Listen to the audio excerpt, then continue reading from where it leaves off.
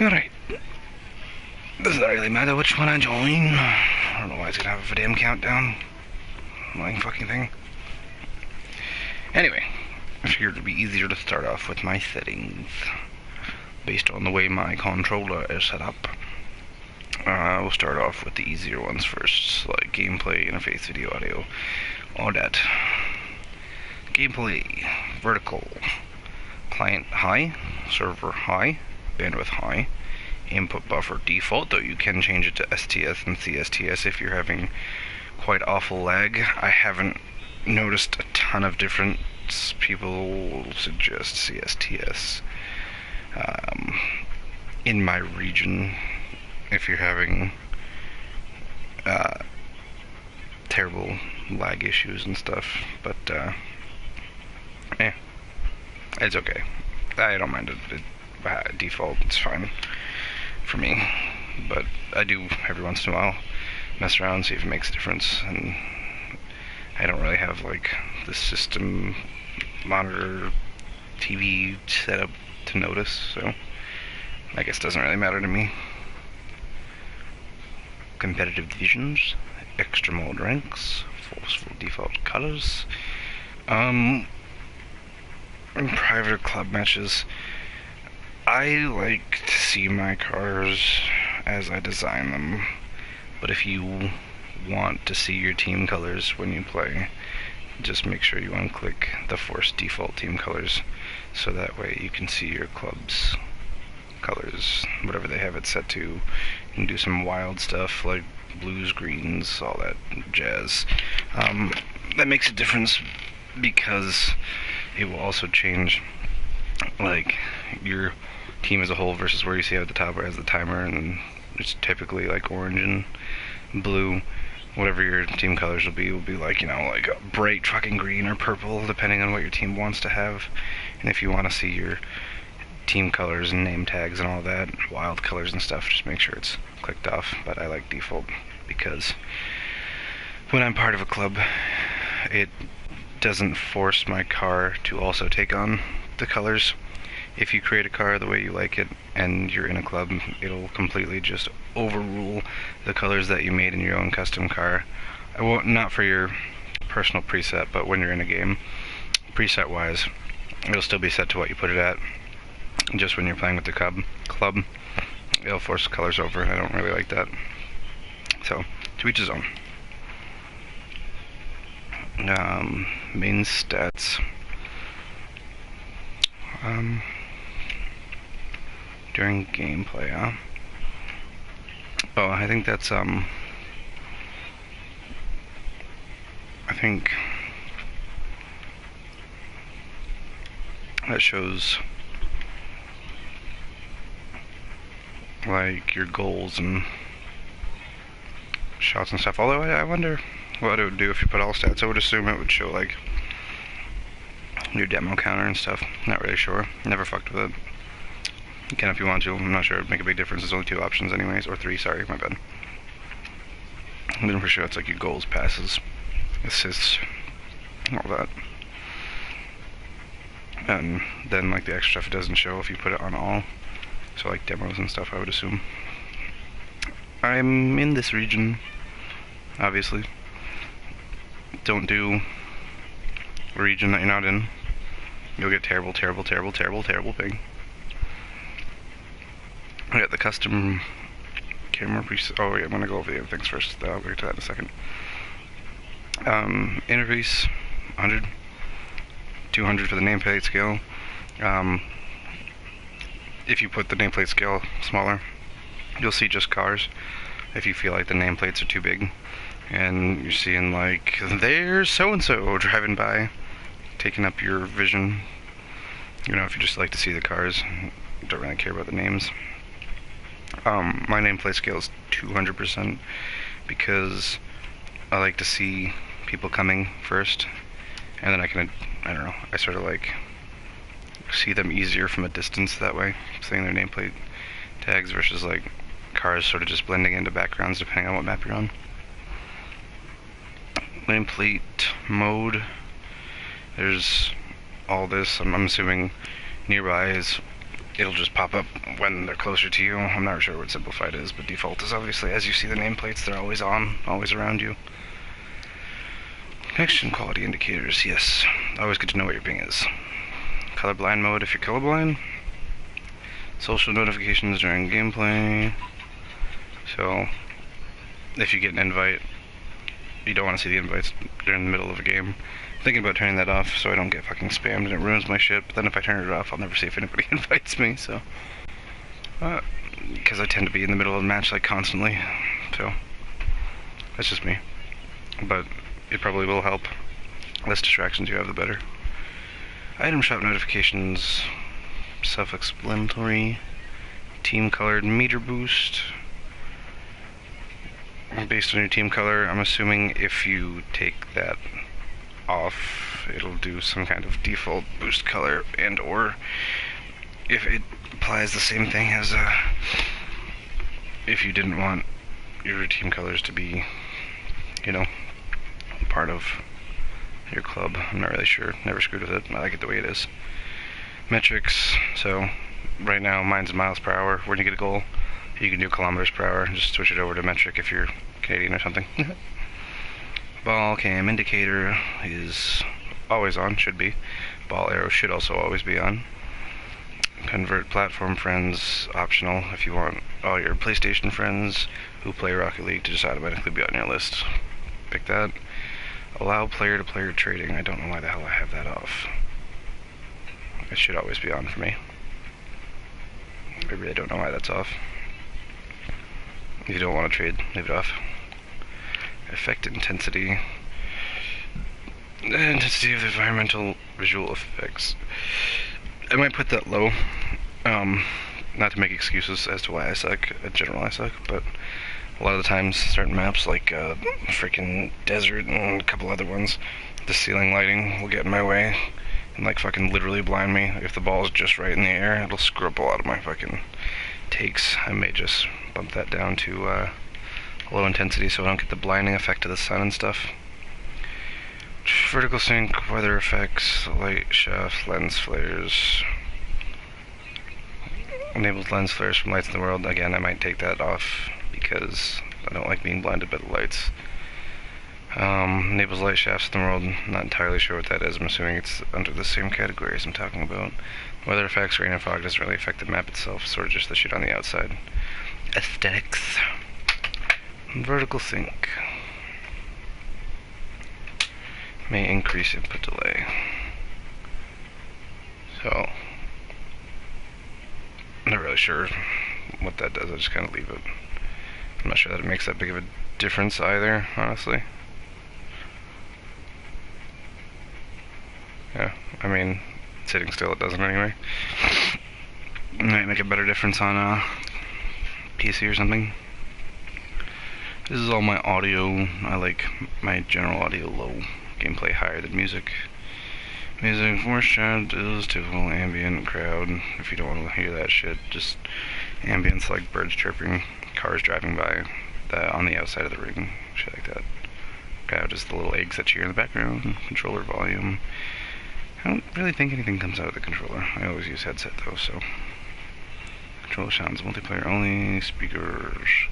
Have a range. Play soundtrack and menu. Soundtracks and training. You can choose to play music from the game itself in a match. I don't like the distractions of music, but hey, if you don't have Spotify or something and you like the music on Rocket League, fuck it, go for it. Player anthem. You can also pick a player anthem, obviously, like when you score a goal and it plays whatever you have. You can always have that on as your background music instead of just when you score a goal. Streamer safe music, so your streams and videos don't get taken down if you have, like, I think Monster Cat's a friggin' real anal one about that. If you stream and they hear their music in the background, they can, like, take your video down and demonetize it or whatever the fuck else. I don't really think that matters. It's probably just for, like, really popular people. I don't fucking know. Okay. Block tactical quick chat. Not having from other players during match or post game. Quick chat. So, block non-tactical. This is for blocking handwritten messages. Quick chats, obviously, you're going to see, like the what a saves and all that. That's not going to stop that. If you want to stop seeing quick chats from the other team, like the what a saves and shit, and you want to stop seeing personal messages from the other team, just click, teammates only. That'll apply to you and randos, or you can just do it with friends. That way your chats will only apply to you and friends. Even if you're on a team with a rando, it'll just be between the both of you. And there's quick chat nobody, obviously. Match chat, same things. Teammates, friends, party chat, if you party up with somebody. So, same thing. Voice chat. Voice chat also applies the same thing as I explained with quick chat. Voice chat method. Before it was open mic, Rocket League, I actually was around back in the era of this. There was a push to talk option, which is under controls. There's a binding for it, where you don't always have your voice coming through the microphone. The push to talk option, which used to be the only option, you would press a button in order to have your voice come through the mic. And if you would rather have your mic like unmuted and then just choose when people can hear you speak on your team, it's good for if you're not partied in a match and you have like open voice channels with your teammates. If you're a streamer and you don't want them to hear everything you say, but occasionally you want to speak to them and have call-outs or something, it's good to use push to talk. A little annoying, a little extra effort. I would rather just use open mic, and that's me. But if you want to be, mindful that you can keep your mic on while streaming and have your teammate not hear you except when you want them to, use push to talk. Preferred voice channel, party, team. I have, for people who are in my party, I should probably put it on team. That's for like when you go into voice comms in a game. If you're not partied with somebody, you'll automatically not be able to hear them because you'll have set it to people only in your party can hear you speak. But you can switch it in game to team, but this settings menu will make it so that you will just automatically be taken to one or the other. Although, like I said, in game you'll have to do it game by game, switching it to the opposite one of you, whatever you have it set here. Main menu notifications. Enable speaking on the main menu. I like that. I like seeing people. Match notifications. Text chat. Good stuff. Good stuff. Interface. I did all that shit. Okay, so now.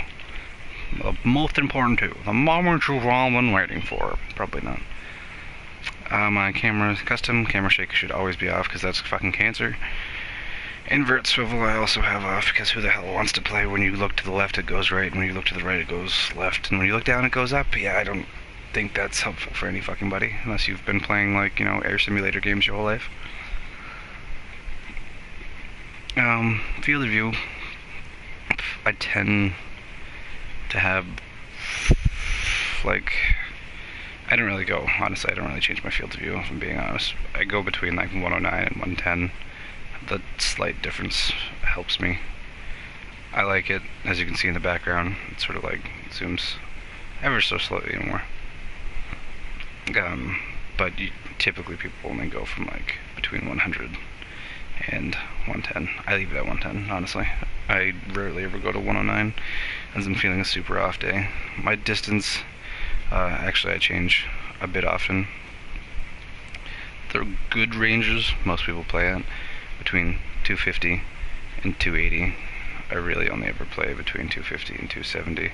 Again, just incremental little zooms, as you can see.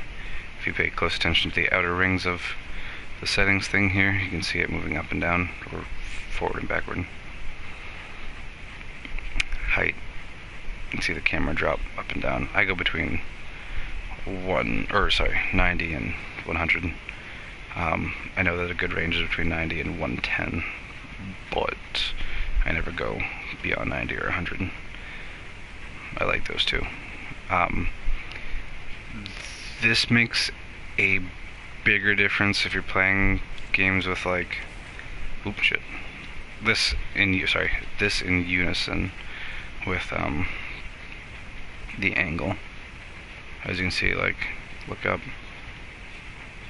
The fucking thing is gonna chase the ball around the map. Sorry, there we go. Anyway, angle, you'll just be able to see, like, you know, kind of like above your car. If you like a high angle, you like being able to see like what's happening over the ball without really using your right stick to tilt the camera down. You can sort of just see over the ball with a higher angle versus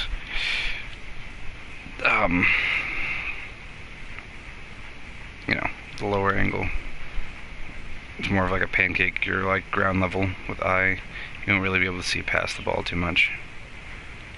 So you have to use your stick more to like look down and over the ball for if you're in really close quarter challenges with people. Depends on your play style. A lot of freestylers use higher angles, I'm pretty sure. But I like to use lower angles because it helps me judge the ball at the nose of my car.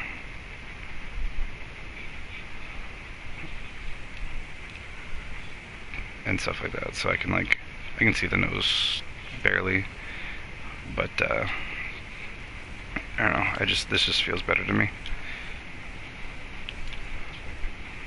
I like it like this. I like it for aerials and stuff better, I think, although again, with like height and stuff, with this, with the way I have it to adjust for like not being able to see over the ball 100, the higher the height with the lower the angle, it's kind of better, it balances out. But you know, play with height and angle how you see fit. But for height, I only go between like 90 and 100. For angle, I go anywhere between -5 and -3. Those are the ranges for most people. And another thing that plays in the real three that sort of like go together with how you're gonna like to play is like you won't really see it in the camera in the background like you did with the other settings, but you will see it like on your car itself. So like the car comes closer to the camera, not necessarily the field of view or anything zoomed in, but the car sort of comes closer to the camera as you play with stiffness. So I don't know if you can really tell the difference there, but that's what stiffness does. It controls how rigidly your camera follows your car. It basically just makes the car further away or closer to the camera. But I noticed, anyway, I play between 0.35 and I have like 3 settings I rotate between. There's a range, but 3 settings I rotate between is 0.35, 0.55, and 0.7. I'll go over the little combos that I use often, but the range for this is typically good for 0.35 and 0.7.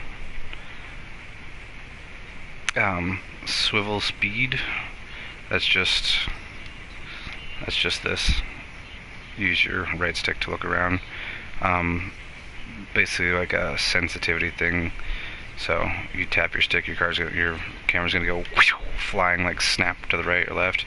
If your vision is insane, then you can see everything at like a moment's glance, and your setup is good enough to see all that. I mean, go for it. Use the highest fucking one. But I noticed like really a lot of people use 4. I'm not really sure about a range for this. This and transition speed is just sort of one of those things. It's at your discretion. I notice a lot of people do use 4, and a lot of people use transition speed. The range for that is from like 1 to 1.3, like I have. Swivel speed and transition speed, though, it's all about what you're comfortable with as far as turning your camera stick. Like, that's literally all. If you are able to see easier with a higher sensitivity, go higher. If you're able to see things easier at a lower one, you can control your camera more efficiently, then use a lower one. The transition is that ball cam off, ball cam on. If you have a higher one, it'll like instantly snap. Like transition speed, if I put this shit, if I rocket it up to 2, like watch the fucking instantaneous. The reason I don't do that, though it can be helpful, is because I like to see sort of like the arc of what's happening around me as I transition, versus using my right stick for, you know, occupying my thumb all the damn time.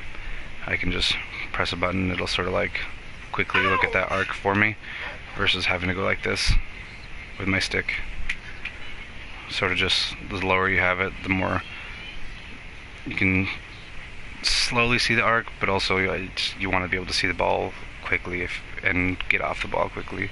So I like to be able to see what's happening in that angle of, you know, blind spot there, but also I want to be able to get on and off it as quickly as I can. So that is why I have it at 1.3 rather. I like it that way. And fucking vert swivel. The 3 sort of presets I have, though, when I'm struggling, is I usually go like this is what I had it at for a while, and actually the angle I don't really think I had anything specific. I think I changed it between like 4 and 5, but I had field of view and everything the same. It feels weird to me now, but this is actually how I originally got to champ with these. Was I would use a distance of 250, a height between 90 and 100, the angle between -4 and -5, and the stiffness between 0.55 and 0.7. And I sort of just liked it that way for the longest time. And then, I don't know, I wanted to sort of switch things up, try something new, because I was so hard stuck for a while. I will every once in a while go to like 260, you know, change my height between the 210s. If I sit any higher than 250, I never ever usually put the angle higher than, or between -3, -4. I don't put it to -5. Usually if I put it to -5, I'm sitting at the 250, but 260, 270. I don't usually do that. Sometimes I do, just to see if it helps. The reason for the ranges, when I say there's a good range and I don't stay at one thing, is because there is actually a placebo that will help you like learn if you're feeling an off day, you want to dig around with these. Really only use like small incremental changes. You use big changes and you're going to really fuck yourself up, but just small incremental changes help you get into the flow of things. Help you warm up easier, help you learn. Well, that's me. The stiffness, again, for 270, I never use anything between or higher than 0.35, or I go between 0.35 and 0.55 if I'm using a distance of 270. Anything lower than that, and I usually can move the stiffness up a little bit. For 260, I usually sit around 0.6 or 0.7, but usually it's 0.55 or 0.6 if I have it any lower than 270. But at 270, I really don't go any higher than 0.35 or 0.55. But yeah. And for my controls, I used to have it as squishy settings, which were at 1.3 and 1.2 steering sensitivity, rail sensitivity. I wish I would have known to start off that he's a little bit of an exception in some ways, like the -5 camera angle. It's a play style that, you know, you just have to get used to. If you like to sit more, like, for the -5 thing, if you like to sit more grounded, take low 50s and stuff like that. Squishy's a big low 50 guy. You use the camera angle to see over the ball. If you're playing, you know, just like an average Joe, probably keep it somewhere, like I said, between like -4 and -3, even -2 I use every once in a while for the angle. But -4, -3 is average. And I say he's a bit of an exception because, like,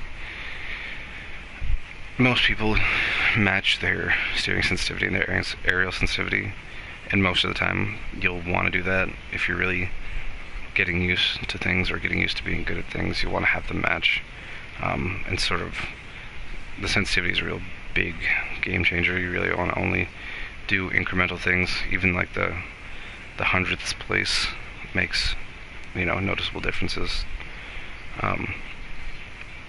I use 1.5. Really not a big difference from where I started. I started at 1.3 and 1.2. I'm at 1.5, 1.5. I like the way that they match. I like the sensitivity it's at. Controller DZ between 0.07 and 0.1. 0.1 is average, so that'll control like when you move your right stick and your left stick. Actually, I think it's primarily your left. So like when you make turns and stuff, how your car responds. It's not so, like, not insanely sharp as it would be. You'll feel it. You can't really see it on camera, but if you change it just to like fool around and you like rocket it to something insane like 0.75, you're gonna see like it's so stiff, or not stiff. It's very loose. My bad. It takes like sort of forever for your stick to respond to the turn. It's loose if you go higher, and if you go wicked low, insanely low, then it's gonna be like wicked stiff. Like it's gonna be very snappy, but probably too much for you to be able to control. Even at 0.7, it was hard for me to get used to. That controls your left stick again, like how far your stick moves. So if you don't like ramming your stick into the controller, like one side or the other, don't use a high dead zone. And if you don't like, you know, barely moving it and it flying off screen, don't use a low dead zone. If I use a slightly lower one than the average, the default, which is 1, to be a little quicker, a little sharper. That comes with practice, though, in order to get used to it. Dodge dead zone, I have mine at 0.8. The quicker you move, jump, and you know, the fluidity of your motions, the quicker you go from one thing to the other, you're probably going to want to have a higher dead zone. Like if I'm always going from like that to like wall dashes and crazy shit and jumping off the walls, doing flips and fucking all that stuff, you're probably going to want to have the higher dead zone, because if you have a lower dead zone, then you're going to do things like a lot of accidental double flipping. So like the lower the dead zone, the higher probability you'll accidentally flip. The lower the dead zone, the higher possibility you'll accidentally flip. The higher the dead zone, the higher possibility you'll accidentally double jump. So if you're having problems with accidentally double jumping more often than you are, you know, accidentally flipping, then you're gonna probably want to lower your dead zone down to like something like, there's a good range between the 0.6 and 0.8. If you're, you know, more patient player, average patience, you're about a middle sitter. You know, play a lot of second man or a lot of midfield, rotate back as often as you rotate forward, sort of thing, instead of, you know, just attack, cut rotation, stuff like that, always on the move. You probably want to set a 0.7. If you're, you know, if you,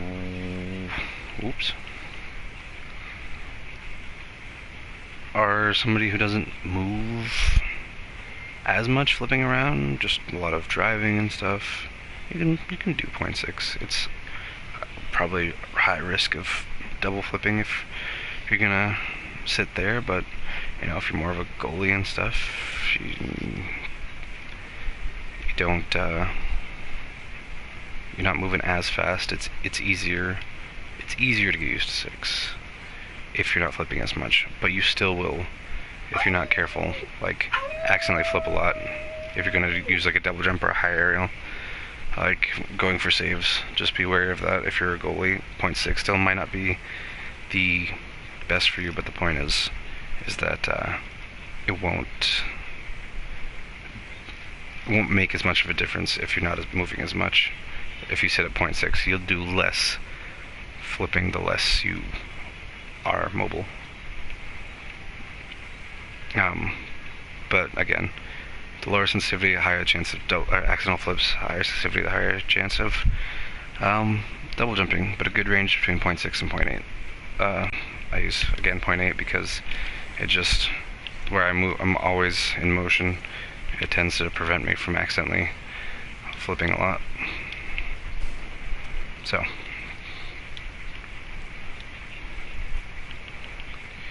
and we got the vibration intensity. Do with that as you will. You don't have to have it on at all. You can turn it off. You can turn it to default. I have it on at all times because I like to feel. I like to use all my senses to play this game. So, ball, camera, toggle, hold. I wouldn't use hold if I were you, unless you want your thumb always occupied by something when you need to. Like, that's hold. I'm holding the triangle button as I do this in order to see the camera, otherwise it comes off. That seems like a terrible way to play, because then, like, if I want to jump or something while I'm looking at the ball, I have to fat finger it, try and press X while I'm pressing triangle. It's a terrible thing to do. I don't know anybody who does that. So, yeah. And I do have it under attachment for my controller. I like the way my fingers sit my press buttons. So that means I have 6 triggers instead of 2. That means I have the R1, the R2, and then underneath I have an attachment where my bottom left third trigger is set to square and my bottom right third trigger is set to circle. And that helps me, instead of like trying to fat finger where I have square as boost and X as jump and circle as air roll and drift, I can take 2 buttons and put them into 2 bottom triggers, so that way I can use my thumb to only press X to jump and press my left trigger for square as boost and my right trigger as air roll and drift. And what that does is really frees up, for me anyways, if you like to play with triggers and you have trouble fat fingering things, and you know, you kind of like to have all bindings, which I do. I have an air roll left bound, I have an air roll right bound, and I have a free air roll bound, which is circle, which is also, again, drift. So if you like to play with all bindings, it is easier to probably get, you know, control over the extra triggers and stuff. Anyway, instead of fat fingering things the way I have it, the reason I have it the way I have it, that frees up things for speed flips. All I have to do when I'm speed flipping is hold my bottom 2 triggers and my thumb only presses the X button. It's so much easier, makes for a lot less fucking complications and accidental presses. And so, yeah, I like it like that. It feels great. I can't play Rocket League without this thing now, honestly. So, as you'll see, my controllers are a bit weird, but I like things, again, in descending order. My first 2 fingers take up the first 2 triggers, as Call of Duty back in the olden days has conditioned me to have my top 2 triggers in use. So drive is R1, reverse is L1, jump is standard, boost is square, because I do still press the square button, like when I'm in the air. It's easier for me to press the square button with my thumb in the air than it is for me to use the trigger. It's easier for me to use the trigger version of square when I'm on the ground. I don't know why, it's just me. I found it less sort of crampy and less awkward, and just less getting in the way, to have my thumb drift sort of where it wants to naturally sit next to my right stick, which is square. It's one of the buttons. It's pretty much one of the buttons I press the very most besides X. So I like it at square. It causes a lot of issues trying to move very far over to press circle and back to the stick. I don't know. It just seems more fitting that way. I never ever actually tap the circle button itself. These are bound to circle because circle was a free button since I don't use it. But that's on my third bottom right trigger is circle. Ball cam and focus, take it off, put it on triangle, which is default. Rear view I think is also default for everybody. You press the R3 and you can see behind you. I should use that more. I don't use it as much as I should. Air roll right is R2. It sits right beneath my drive button, and it's the right trigger. It makes sense for me to have air roll right to my right thing. To me it does. Also, I knew this from the start. I really didn't realize that even pros didn't know this, but apparently it was a huge revelation when Zen came onto the scene, is that, your bottom two triggers are the best options for air roll right and left because they allow for incremental changes. They're the only buttons that don't fully activate the intensity of air roll right or left. So that's me pressing air roll right. What I mean is, that's me pressing air roll right down, the whole full all the way in.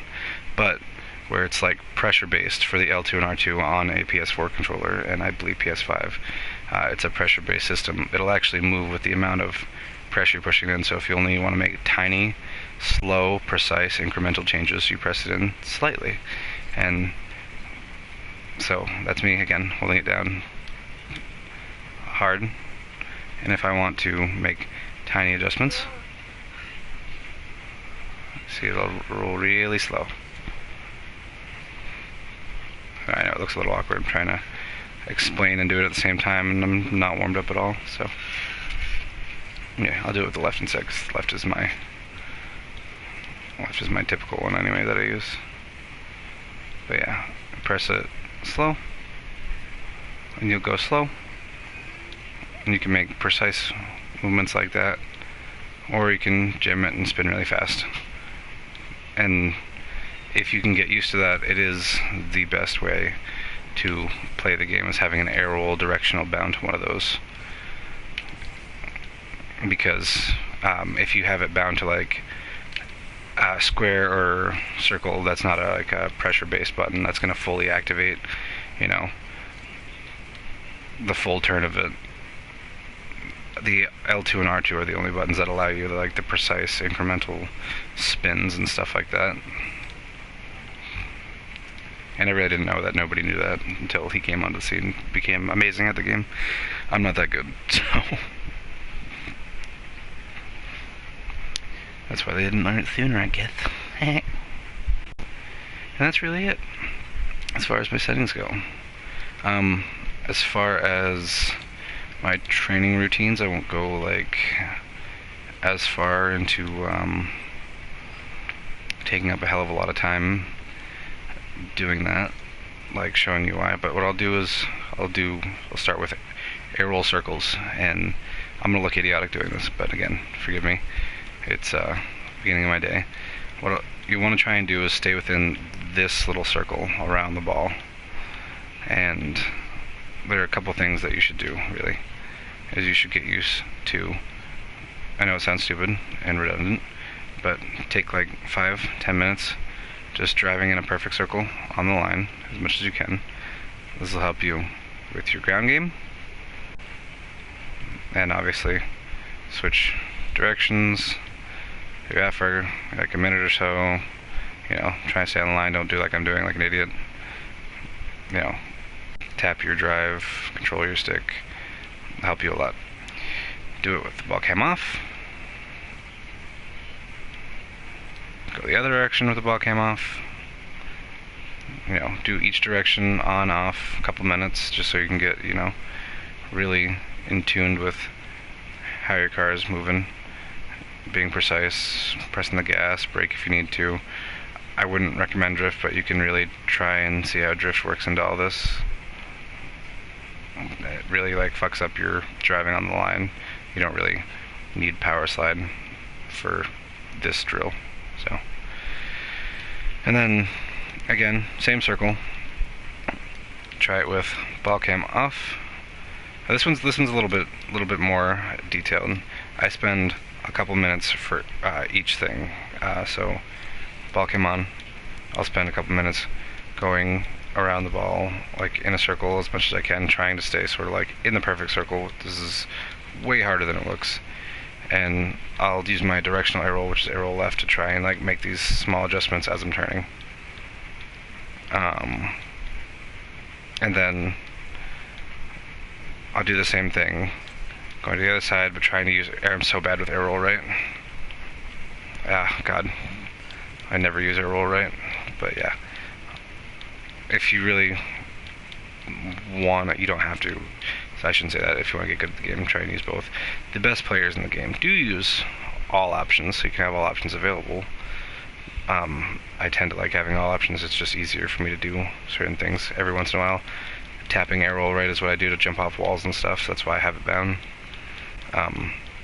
So if you want to train your non-primary air roll, you can. You don't have to. I recommend it, but you don't have to. I'll tap air roll right, try and maintain the opposite direction, and then I'll do one direction. Oh, fuck me. Trying to do free air roll, using the free air roll to make my small adjustments. Going in a few full circles around the thing. Again, this is way harder than it looks. Don't do any like spinning or stuff. For me, it would be easier to do the spinning around, just because I've gotten used to it like that.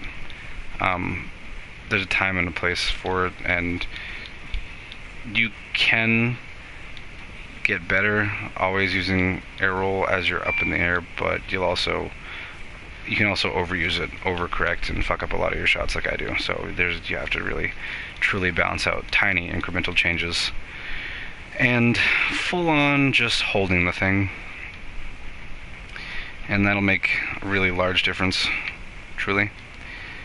And then once you've done the ball cam on for all those, you'll try to do it off. Again, air roll left to go around it. This is way harder to do, way fucking harder to do than it is focusing on the ball. To stay in their circle and try and use your, I can't even, but you know, it is a good thing to practice. I do practice it when I make time. And then obviously, like I said, same thing with the ball cam on, leave it off, try and go in the opposite direction, use your opposite air roll. And then, you know, make one time in each direction with your ball cam off, using the free air roll, one direction or the other. Again, don't use all your spinning to do this, just kind of make the incremental changes. And then if you want to repeat the drill for each step that I did, so that's about, 6 steps, one time for going left with left air roll, one time going right with right air roll, 8 steps, and then it was one time in each direction with free air roll, and then it was a repeat for the ball cam off. You can repeat those 8 steps if you want with constant air roll. I recommend that if you have the time and you really want to get good, that you do. I don't have enough time, I don't practice that, but you know, I practice each thing every once in a while, day by day as I have time. But if you really want to grind this shit, like repeat the 8-step process: ball cam on, ball cam off, car cam on, car cam off, and repeat those 8 steps again, and that will really help a lot. That is one of the first drills that I do here. The second drill I do, as you'll notice, I'm on a weird map. This map is called Pillars, and when you're on PlayStation or PlayStation 4, Xbox, all that, you don't have the freedom like PC players do to have those wonderful rings maps and stuff like that, so you gotta make do with what you got. And what I got is this beauty right here.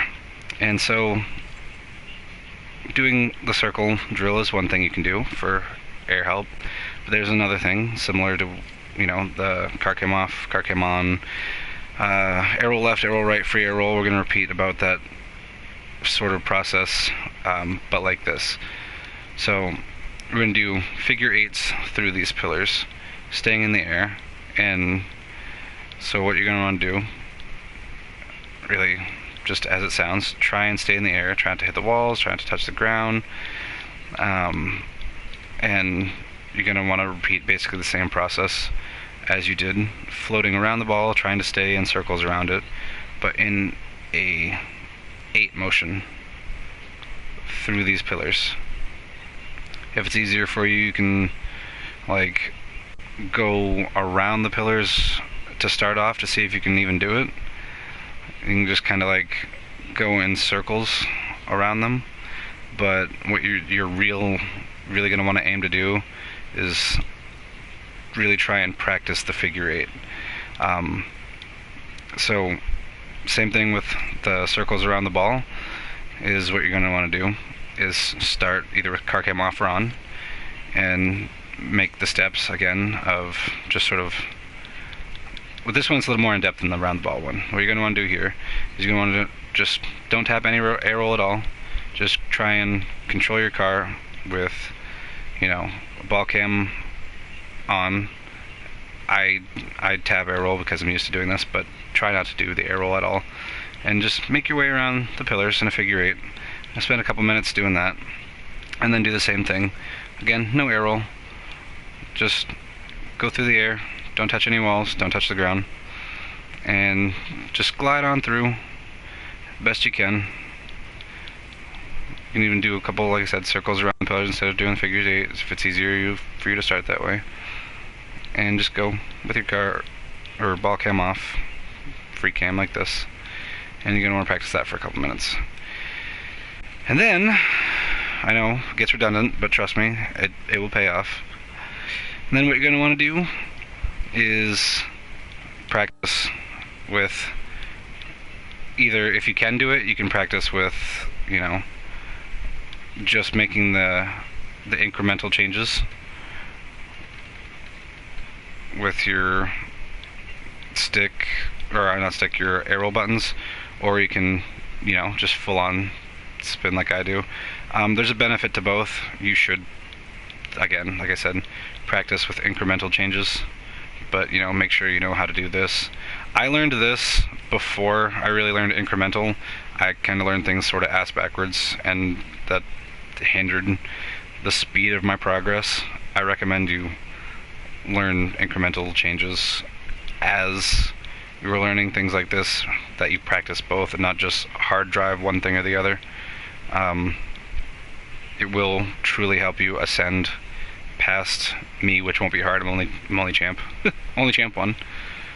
And I don't practice, so. But when I do, these are the things that I do. And then, that same air roll that you're using, do the same thing with your car cam, ball cam off. And then, again, for extra practice, you'll do the same thing again with your air roll right. And then, again, with the same air roll with the car cam on, ball cam off. And you'll start once again. After you do that for a couple minutes, you'll start again with ball cam on, try your free air roll, incremental changes, or full on spinning. This shit I cannot do, spinning all the time. I don't know how the hell people can. This is really just like the incremental change button for me, but some people don't use it that way, which is insane to me. I mean, they do, but they do more than that. Some people say this is easier.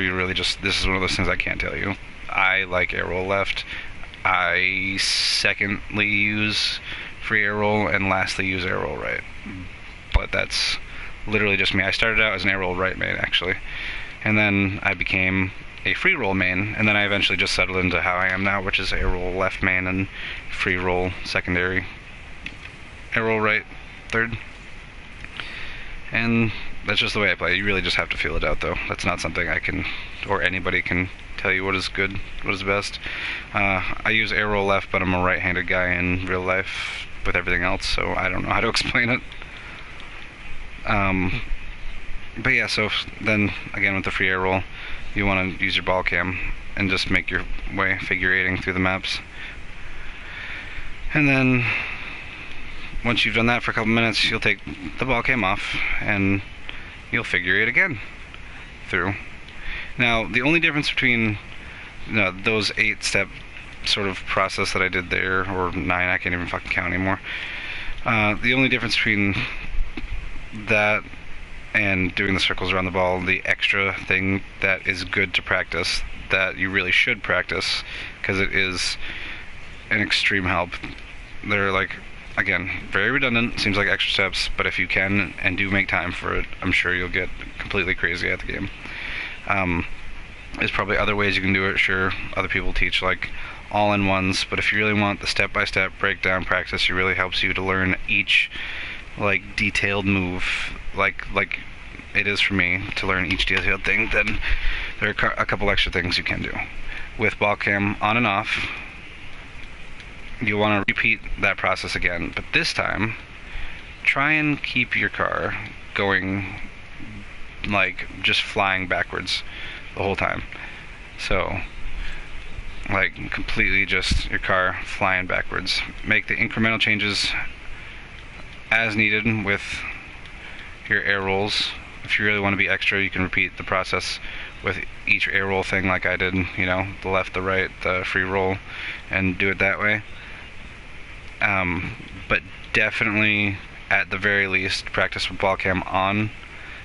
At least do this in 2 different ways. Practice with ball cam on and ball cam off.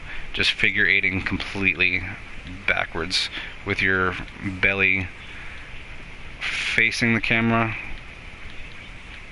you know, when necessary, and you know, just make sure that you're flying backwards. The direction you're flying is backwards.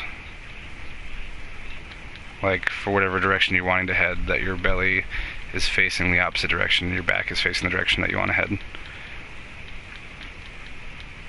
And try and maintain the backwards motion. No air rolls.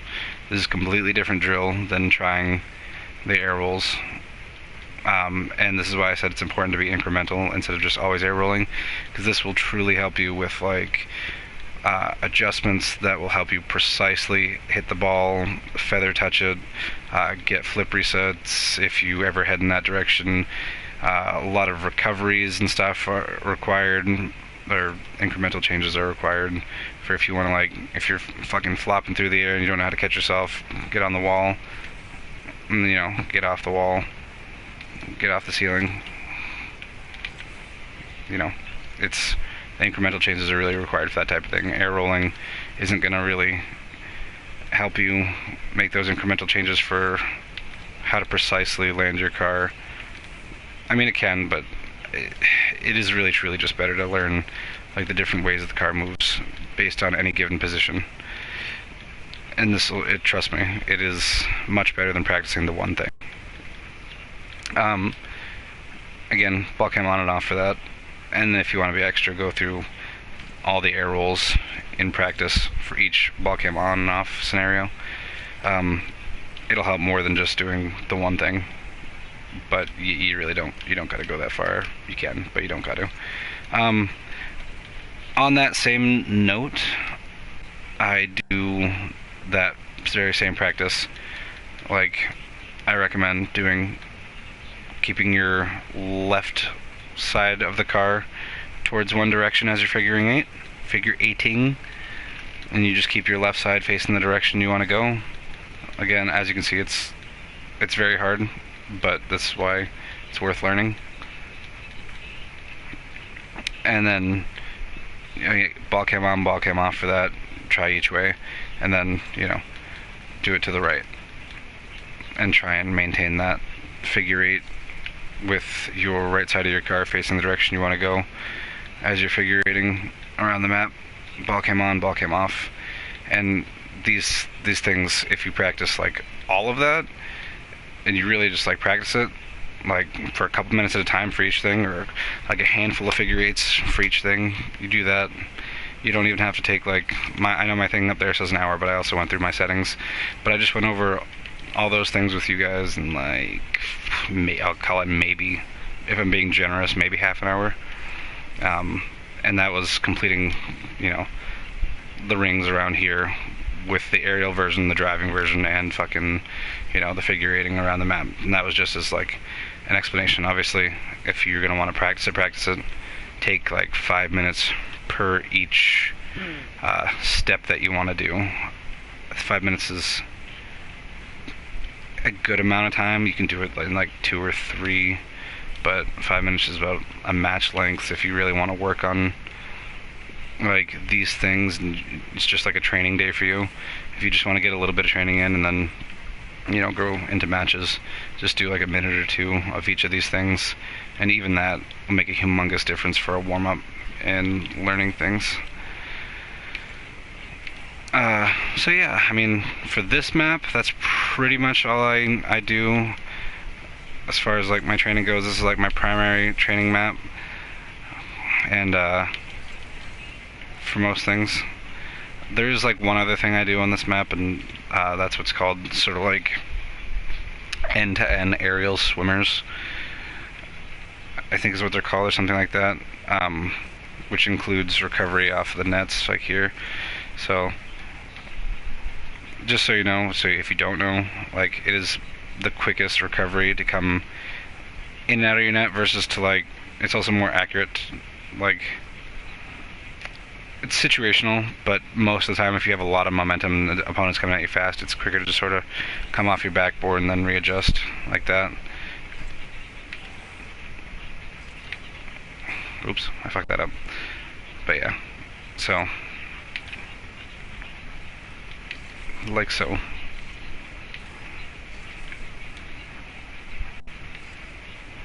Ta-da!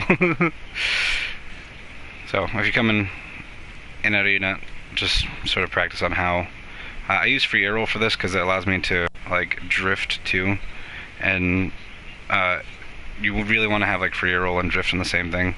It really helps you when you're like recovering, take off and sort of like get your spins right. I don't use it for very long. I sort of use it only to get myself set up in the air, and then I'll switch over to using my air roll directional when I get set up in the air. But yeah, drift and air roll is a good combo to have. It'll help you really just adjust immediately to the direction you need to be in when you're, or react to something quicker if you're getting a shot over your head or something like that. And another reason for it is like when you're using air roll free and drift, it helps you for incrementally getting recoveries. So coming off the ceiling like that, if you learn it, it's a whole other separate mechanic that I can like go through later on. But coming out of the back, again, if you're being chased into your goal, you know, the momentum coming off the back, jumping off and being able to turn and land without spinning, you'll want to really practice landing with holding your drift button, because if you do, then it'll be easier for you to like recover instead of just like your car spinning out. So if I'm sort of like driving and I do that, my car kind of like, you'll feel it jerk. It doesn't look like it, but you'll feel more of a jerking motion, which can easily, like, you know, pull you out of position for really close saves if the ball is coming at you fast and you really need to like jerk left to hit it in one direction or jerk right. If you don't use your drift button as you're landing, then it's going to be really hard to control your car on the landing. So yeah, you really want to, no matter how you're falling, just try and use your air roll, drift. Again, really you want to have those both bound to the same thing, and as you're landing, just sort of make the adjustments so that your wheels touch the ground. I do a lot of wave dashes as I'm touching the ground, so that's just sort of second nature to me. That'll help you, like, momentum wise. You don't always use them, obviously. If your ball's coming at you fast and like it's directly in line with you and you're kind of like landing because you got bumped or something, or you're just like coming down from an aerial and it's coming at you really fast, you obviously don't want to wave dash if it's coming like right behind the friggin' spoiler of the car here. You'll want to stop. So you don't want to like wave dash past your goal line and have the ball just fucking, you know, fly in. It's just a momentum thing that I've practiced with for my own health, and that eventually you should practice with if you can. And again, I won't go over that right this second, but if you see me doing that, don't think that you need to do it. All that you really need to do if you're coming in and out of here for this swimmer drill is you need to really practice with your air roll. At least free air roll at the start, like I said, making the change coming down and then landing. And that's just a piece of it. That's sort of like the base of it. And what you'll want to try and do for this swimmer drill is once you've gotten the, you know, momentum of coming in, out, and, you know, landing. Again, obviously I need work. Mine looks a little, this is pretty sloppy. See, so like you're going to practice the falling off of the backboard, which I clearly don't have down. I'm not pressing the jump button there, but the falling off the backboard piece is where I'm kind of like losing control. You got to really time when your wheels are disconnecting from the ceiling when you're upside down. It is good to learn both ways, the falling off the backboard and controlling your car. Oh, see, fuck that up. And it's good to learn the jumping off the backboard and controlling your car, jumping off the ceiling of that. Try and do a little of both as you're doing these drills, but that's basically the start of it. The gist is that you learn how to drive in and correct yourself coming off to land. And once you've got the landing at least semi-down, you practice that for a little bit, and you get down here and you're all good with the in and out sort of thing, is then you want to try to do your very best to fly over to the opposite side. And there's like a couple of different ways you can do these, you know, end-to-end swimmer drills. The ideal way, once you can start, is you want to try and, you know, go from one end, you know, throw yourself around a bit, and correct yourself to come in and out of the next goal. And then, you know, as soon as you get out of the end of the goal that you just landed in, you want to take off and try it again.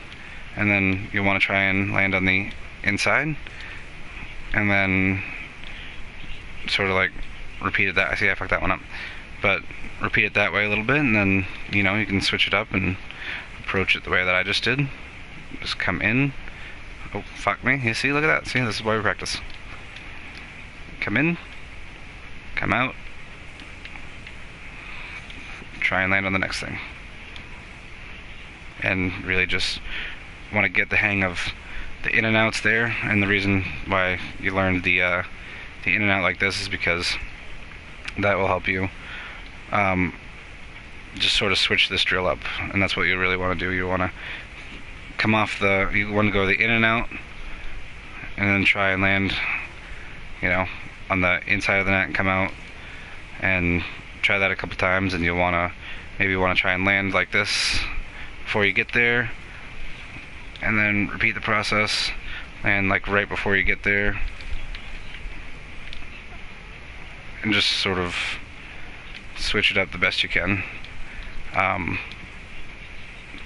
There's also, you can do it this way if you'd rather, if you find it a little bit easier, just sort of practice making sure any part of your car, but preferably the nose, if you go from one end to the other, touches the backboard right here. That's another little variation you can do. Again, try and like switch it up, coming in and out of your net. Another good thing to practice versus, you know, the in and outs that I showed you, and then the nose smashing, is if you can get the hang of switching it up like that, and you can like land on the backboard, and, you know, go from one end to the other like that. Oh, I'm trying to air roll right. I'm so sloppy with it. But yeah, so end-to-end swimmers, what I like to do in this map, it's better free to practice on a bigger one, on a bigger regular size map for the end-to-end swimmers. You get more out of it. This one, easier for me to do it all-inclusive. I don't have to keep exiting maps. I can just sort of practice my 3 things all in one. You know, my little circle around this thing, my figure eights through the pillars, and then the swimmers from one end to the other. I also tend to try and like practice the wall dashes here, like if you're up to that level yet, just because curved map makes it easier, and it's good practice trying to get control of your car while drifting and, you know, coming off a drift and flipping and all that stuff. Yeah, but I get a little bit more out of this map than, you know, switching to a whole bunch of different things. That's typically the only free play map that I do, really. If I'm doing another free play map, then that one was in a custom map, just so I can show, like, it was a custom with the no goal respawn and the no time limit, no goal respawn, and no respawn delay. And that was in a custom game, just so I could have the timer up there. It's probably easier to do your training in like a actual free play training, but I did it in that one just with the timer, because when I do train, I like to see how much time I'm spending on each thing, and it's easier to do than taking like a watch out or something like that. For actual free play, Pillars is right next to a standard map, so that's, again, really good reason I like Pillars, just really convenient. Couple different things that you can and should absolutely do for practicing or warming up, depending on where you're at and what you're practicing, is these types of free play maps are good for, you know, if you for getting the setup of air dribbles and stuff like that. And because it'll, like, I tend to really only do like not workshop, what do you call them? Maybe workshop, I don't know, the map packs for like air dribbles and shit, because I don't know, I don't really have that hard of a time with a setup. I feel like I have a harder time controlling it in the air, and that's just me. I mean, the setup's not too bad for me. It's really just, see, the air control, I lose control in the air, and if I practice more, you know, like the drills I showed you, if I did more of those, I absolutely would be better at this, because when I did practice those, I was better at this. So, yeah, I mean, I know my setup's still a little scuffed, but, you know, I typically have the setup pretty good, so it's really just difficulty controlling the ball for me in the air. That's about it. Anyways, that's not really what I wanted to show on this map, but if you are struggling and you're trying to train air dribbles, the best thing to do is to really start on a not already pre-made map pack, so you can get the setup right. I fucked up the setup on that one real good. Damn. There are ways to set up the setup that are more accurate. They're better. They're step by step. I'm not going to go over that right now. But, you know, just in general, practicing the setup, you'll want to do that before you really get into the air dribble. Again, you don't want to go like ass backwards like me. You want to get the setup down before you get into the control, and then you can get the control down on map packs and stuff.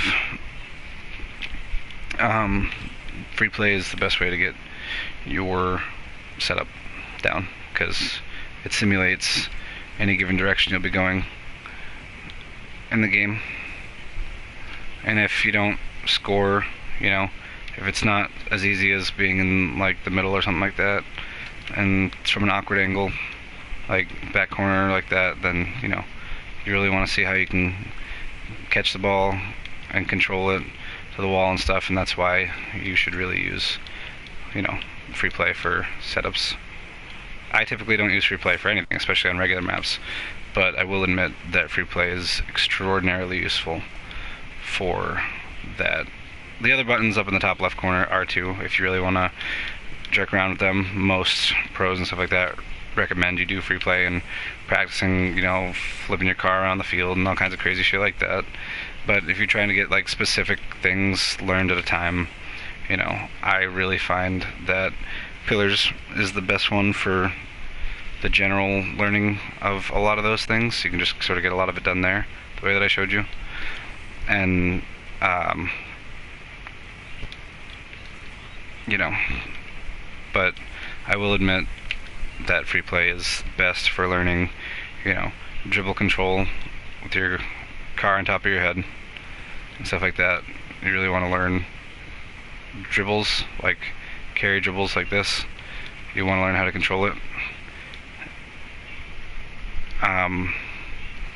Of course, you can simulate this in dribble packs too. It is, in a sense, just as effective.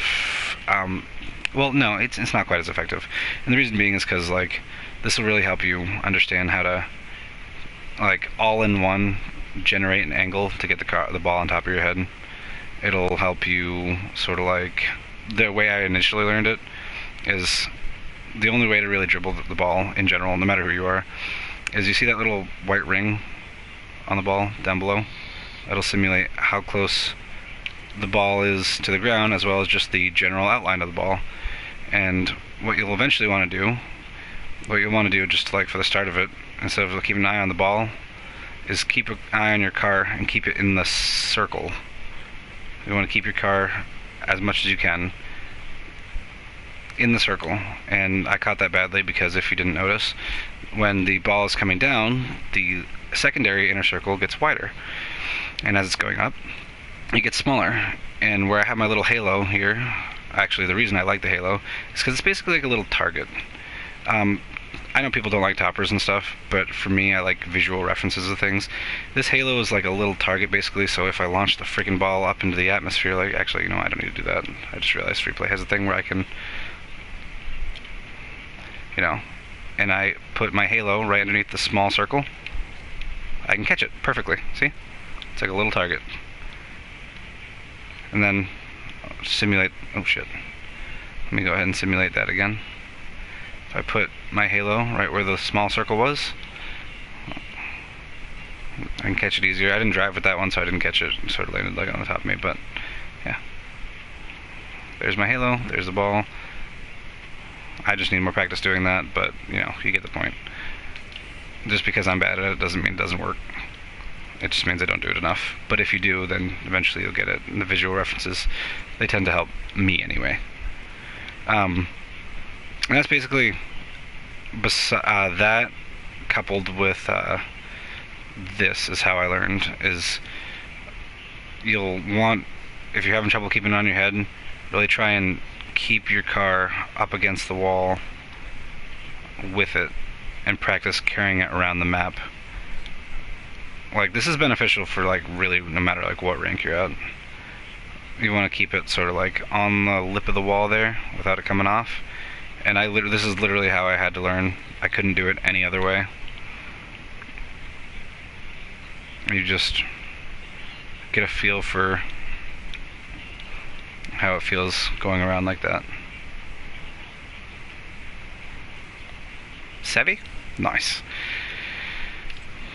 The other thing in free play, besides the aerial setups and besides the dribble training like that, you know, and again, like with the dribble training, all you want to do eventually after learning, you just want to take it step by step, but after learning, you know, keep an eye on the circle. You'll eventually want to keep an eye on, you know, the ball and your car and an opponent, and it'll just sort of be like second nature. Everything can be like in your peripheral once you really learn it. The best way to learn is to pay attention to the circle, keep your car inside the circle, try and match the speed of the ball as you go, otherwise you lose control of it. Practice, like, accelerating with it, on the wall if you can, and slowing down with it. Practice eventually, sort of like as it's here, you'll cut into it and generate that angle bounce so you can get it up on your car, which apparently I can't do. Nice. Practice, there it is. Yeah, generate that angle, and then flicks are a different thing you can incorporate later. You'll have to learn the different air rolls and stuff for that, or the different flips and tricks for that, and the timing. It's a whole different thing.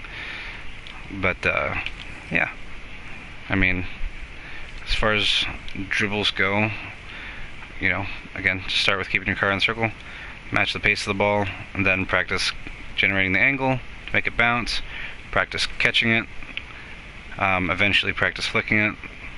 You got these little things on the opposite side here, so you can launch it and stuff like that whenever you're ready, and then practice catching it.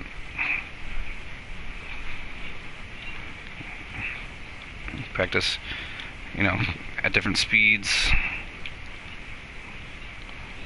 Practice the braking, eventually when you get really good at it, the harder thing to do is practicing, in my opinion, the harder thing to do is practicing the power slides cuts with the ball, where you just sort of you gotta generate an angle. If you're going from this back to that goal over there and keeping it on top of your head, you really gotta practice how to turn sharply and keep it on your head. And that's just a whole, even real professionals, it takes them a lot of practice to be able to continue to maintain the ball on your head like that. But this, I would say, is probably the best training you can do out of anything else. You will eventually need basic air training, and to get used to aerialing, air dribbling, air rolling, all that stuff, the stuff that I did in the Pillars map. I have a playstyle where I like to be in the air more because my ground game is terrible. Honestly, my air play is not that much better, but it's better than my ground game, I think. But where you'll really get the most benefit, where you'll really rank up, where you really get efficient, where you really get good, is if you practice primarily a lot of the dribbling and a lot of the catching in this type of, in this type of maps, or in this type of map, in the way that I showed you with the passes, all that stuff. There's a take possession option where you can just put the ball in front of you no matter where you are to help with this type of thing. If you want to generate your angles from the ground, press the take possession option. This will help you really what it's like to have to go around the ball to generate your angles and get it on top, and then restart it and practice from both sides, and practice from a standstill. Practice with it coming at you will help too. You can back up, and then the ball will be rolling at you, and if you're driving forward, it'll match your speed, and you'll have to generate an angle like that. You can do it from a standstill, and then generate the angle like that. Obviously you can just press the button where it says start dribble, and then it'll start your dribble. I just realized I got totally sidetracked, by the way. I apologize for my button bindings. I'll get back to those actually in a sec. But yeah, I mean, that's good ways.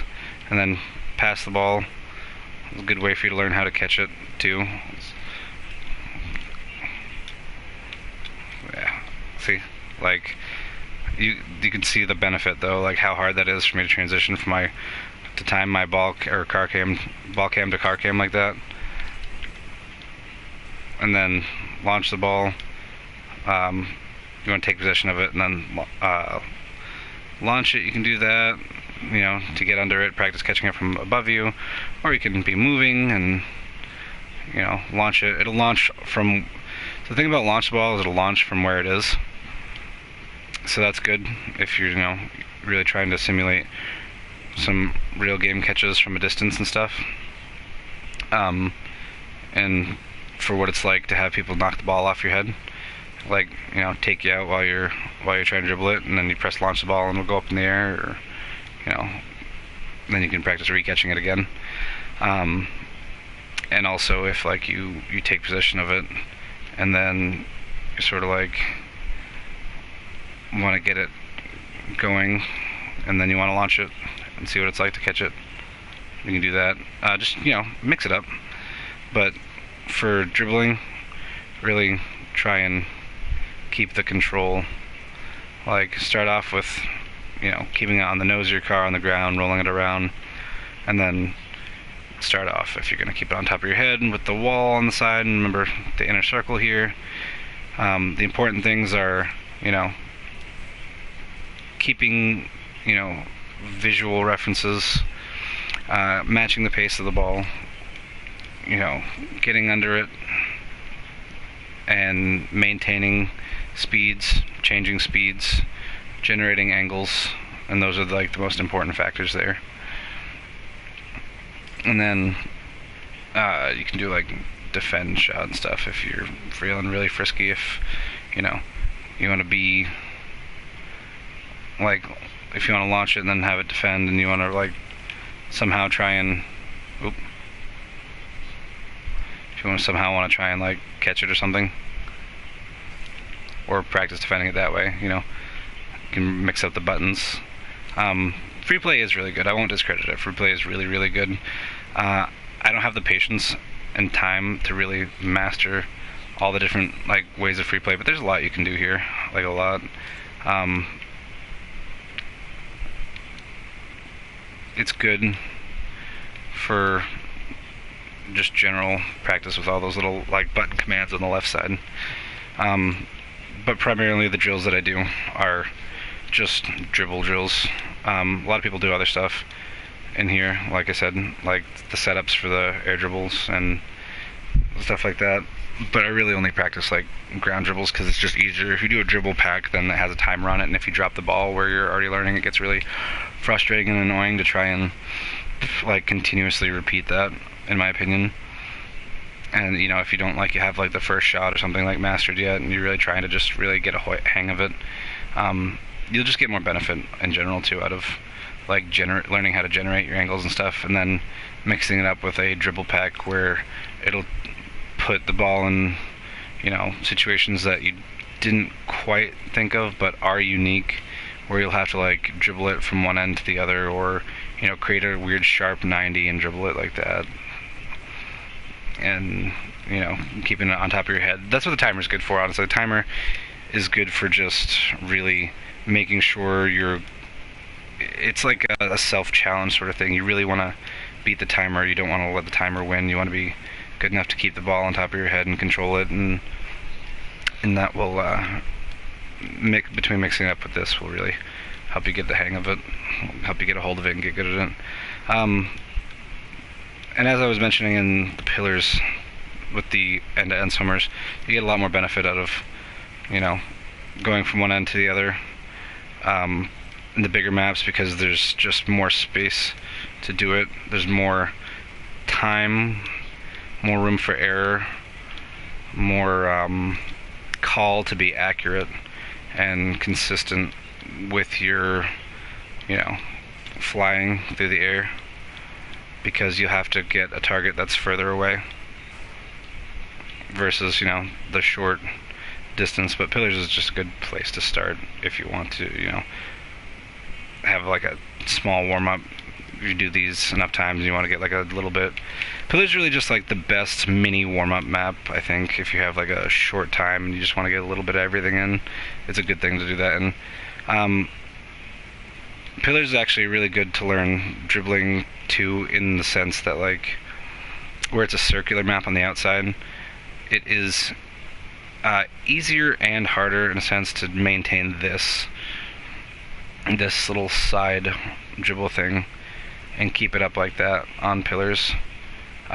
Just be driving around the wall trying to keep it on the lip like that, but in a complete circle with no angles or anything like that. So, you know, you can do that on that one too, but you get more benefit out of, I think, the really learning dribbles on the bigger maps and stuff. And again, from as far as like the end-to-end swimmers, just the fact that there's a greater distance makes it more beneficial. I will say, as far as dribbles go, though, that on pillars, the same thing with the figure eights that you're able to do. The reason why I love pillars so much is so versatile, and how you can train there.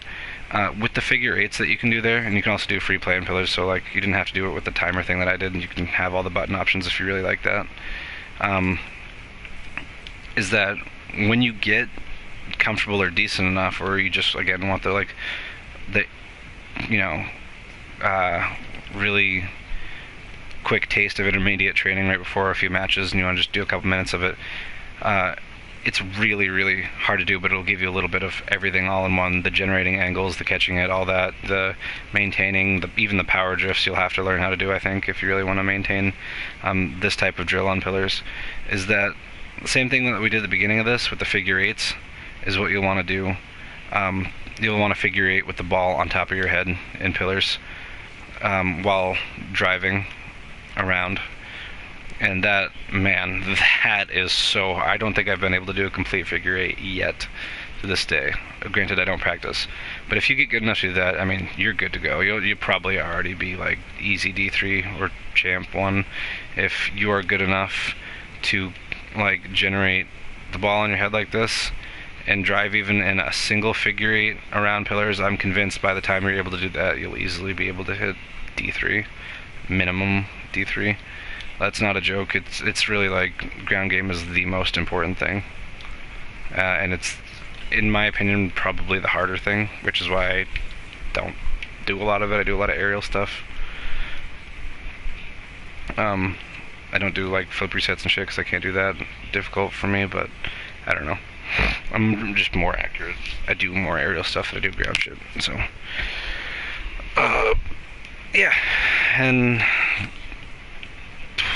as I was saying, and keep getting ADHD sidetracked, the only other reason really besides dribbles that I do this map and the end-to-end swimmers there is I'll do what's called the recovery swimmers, where you really want to try and like get from one end of the wall to the other end of the wall, up and on and down as quick as you can. So what I mean is like you want to try and like get up, jump off, and recover going the opposite direction as fast as possible. And that is very hard, but very beneficial, because recoveries, again, with ground game, because I'm pretty sure like 99% of recoveries happen on the ground. I mean, you can get like bumped in the air or something, or bounce off the wall and have to recover in the air, but that is so much easier than friggin' landing and spinning out and not knowing how to generate momentum. So ground recoveries are the most important thing. Obviously you'll have to mix in the air recoveries with the air rolls and stuff, like in order to like land properly. So that is equally as important when it comes to quote-unquote ground recoveries. But where I separate them is, again, air recoveries, you get fucked up and you stay in the air and maintain your direction. Ground recoveries, what I mean is like, you know, even though you do have to use a lot of air rolling, quote-unquote air recoveries and stuff to properly land and stuff like that, it's just the fact that like when you do, that's not the hardest part. The hardest part is landing without spinning out and generating speed in the momentum direction that you, or the direction you want to head. So the swimmer drills from wall to wall is you'll just sort of like fling yourself in one direction, and then you want to fling yourself in the other direction, and you really just want to like mix it up.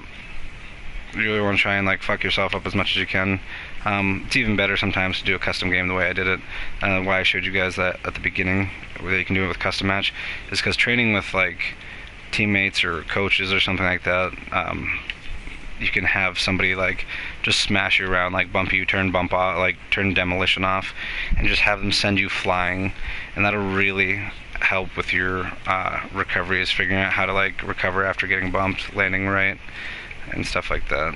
So, you know, really just practice going quickly from one wall to the other, but primarily from one wall to the other while making a jump onto the wall, not just driving up of it and then jumping off, but the primary focus of this drill is recoveries, and the best way to do that, instead of going from one wall to the other or driving from one and then jumping off, is to really fling yourself at it, try and recover on it, then get off of it. You want your wheels to touch it is the objective there. You want to like try and like fuck yourself up in all kinds of like crazy ways. It's really more like I'm doing it like from distance stuff. It's really more beneficial if you like go at a speed, and then like right about this dotted line or this boost pad right here, you'll want to try and fling yourself at it. Or it's harder from close range, but the point is you'll get more benefit the closer you are, and the faster you go. It just is. It puts more pressure on you to quickly land correctly and quickly get off the wall. So as soon as you want to land, as soon as you land, as soon as you're getting up to the wall and you get on the wall, as soon as you land, you're going to want to press the X button, immediately get off, and try and continue on from there. And these really, really, really create a lot of benefit. I'd say that the most important things to practice, if you're going to practice daily, like all these things are good. Like if you practice everything that I've showed you and all the things that I'm going to show you, then you'll be like disgusting. But most important things really to practice is just getting some dribbles in, learning to really catch the ball, get the dribbles in, the ground game going. The recoveries is equally as important as learning your dribbles and ground game. It may or may not be more important. That's really hard, because if you can get really good at recoveries, even if you are like bad, quote unquote bad at ground game and air game, say, but you're really good at recoveries and you're accurate enough to throw your car at the ball to hit it in a direction, so long as like it's a general direction that you want it to go and not like complete just utter own goaling all the time, then pure speed and accuracy, primarily, like it can't be too much or too little of either. It really has to be like, again, speed and accuracy. If you can get just the speed down, you'll be winning games, because who's gonna win a game between person with one or the other quality, speed or accuracy? If it's the person who can at least, again, hit it in a general direction and not completely own goal all the time, even though they're not accurate, not good at air game, not good at ground game, I'm pretty certain that even a person with perfect accuracy, if they're just really that much slower, if they are slower in general, if they can't get the ball, what does that accuracy matter? If you can get to the ball before them, if you're always if you're able to challenge them, able to meet them at their challenges, able to defend their shots because you can just get there quicker, their accuracy is irrelevant. Now, don't take that by itself. Accuracy is extremely relevant, otherwise you're going to suck at this game and stay sucking. But comparatively, between a quick person and a accurate person, you're really going to lose more games if you're just slower. So while ground game is arguably the most important, so is recoveries, or ground accuracy, control, I should say control. That's what I mean by ground game. While control is important, control being, accuracy also, speed being recoveries and stuff like that is equally as important. So what you're doing with these swimmer drills and why they're, different from the goal-to-goal ones is because this is mostly just recovery based. It's forcing you into quick situations where you don't have time for like you do when you're going from one goal to the other, where you can just, oh, you know, I'm going to come to this wall, the car's facing one way, I just need to make a little turn here, a little turn there, oh, look at that, I'm flying, I just really need to maintain this, oh, I have plenty of time to adjust my wheels.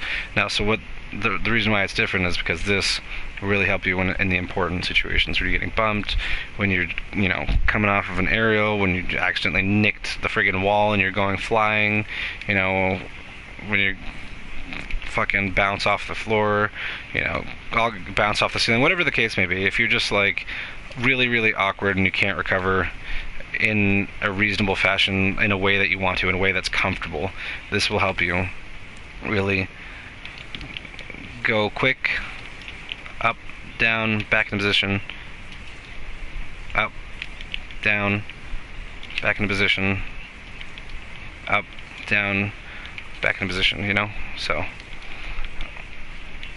I use this a lot, actually, swimmers in mid-game, when I'm coming into the goal to do things like that. A lot of the things that I do, especially if I'm challenging the ball on the wall right here, and it's like, you know, coming at me like that, I'll hop onto the wall, so I'll already be ready to go down it. And then if it gets hit over, like, you know, the goal per se, I hate that too fast for me to save it, but, you know, point is, if it's going towards like the goal, and then if I didn't hit it as fast as I just did, I could, you know, land back inside of it and get position. The point is like learning how to do the swimmers is not only will it get you into position quicker and easier, but just the recoveries like that allow you to get into that position in general will be quicker, will be easier. And besides that, I mean, that's really all I use this free play map for, or these free play maps besides the pillars one, is I'll use them for dribbles, air roll setups. I'll use them from end-to-end swimmers, and I'll use them for wall swimmers. There is one more thing that I use them for, and that's really just like passing the ball to myself when I start like that, and then here, hang on, actually this is better if it starts in the middle. Actually, this one's the one that's better if it starts in the middle.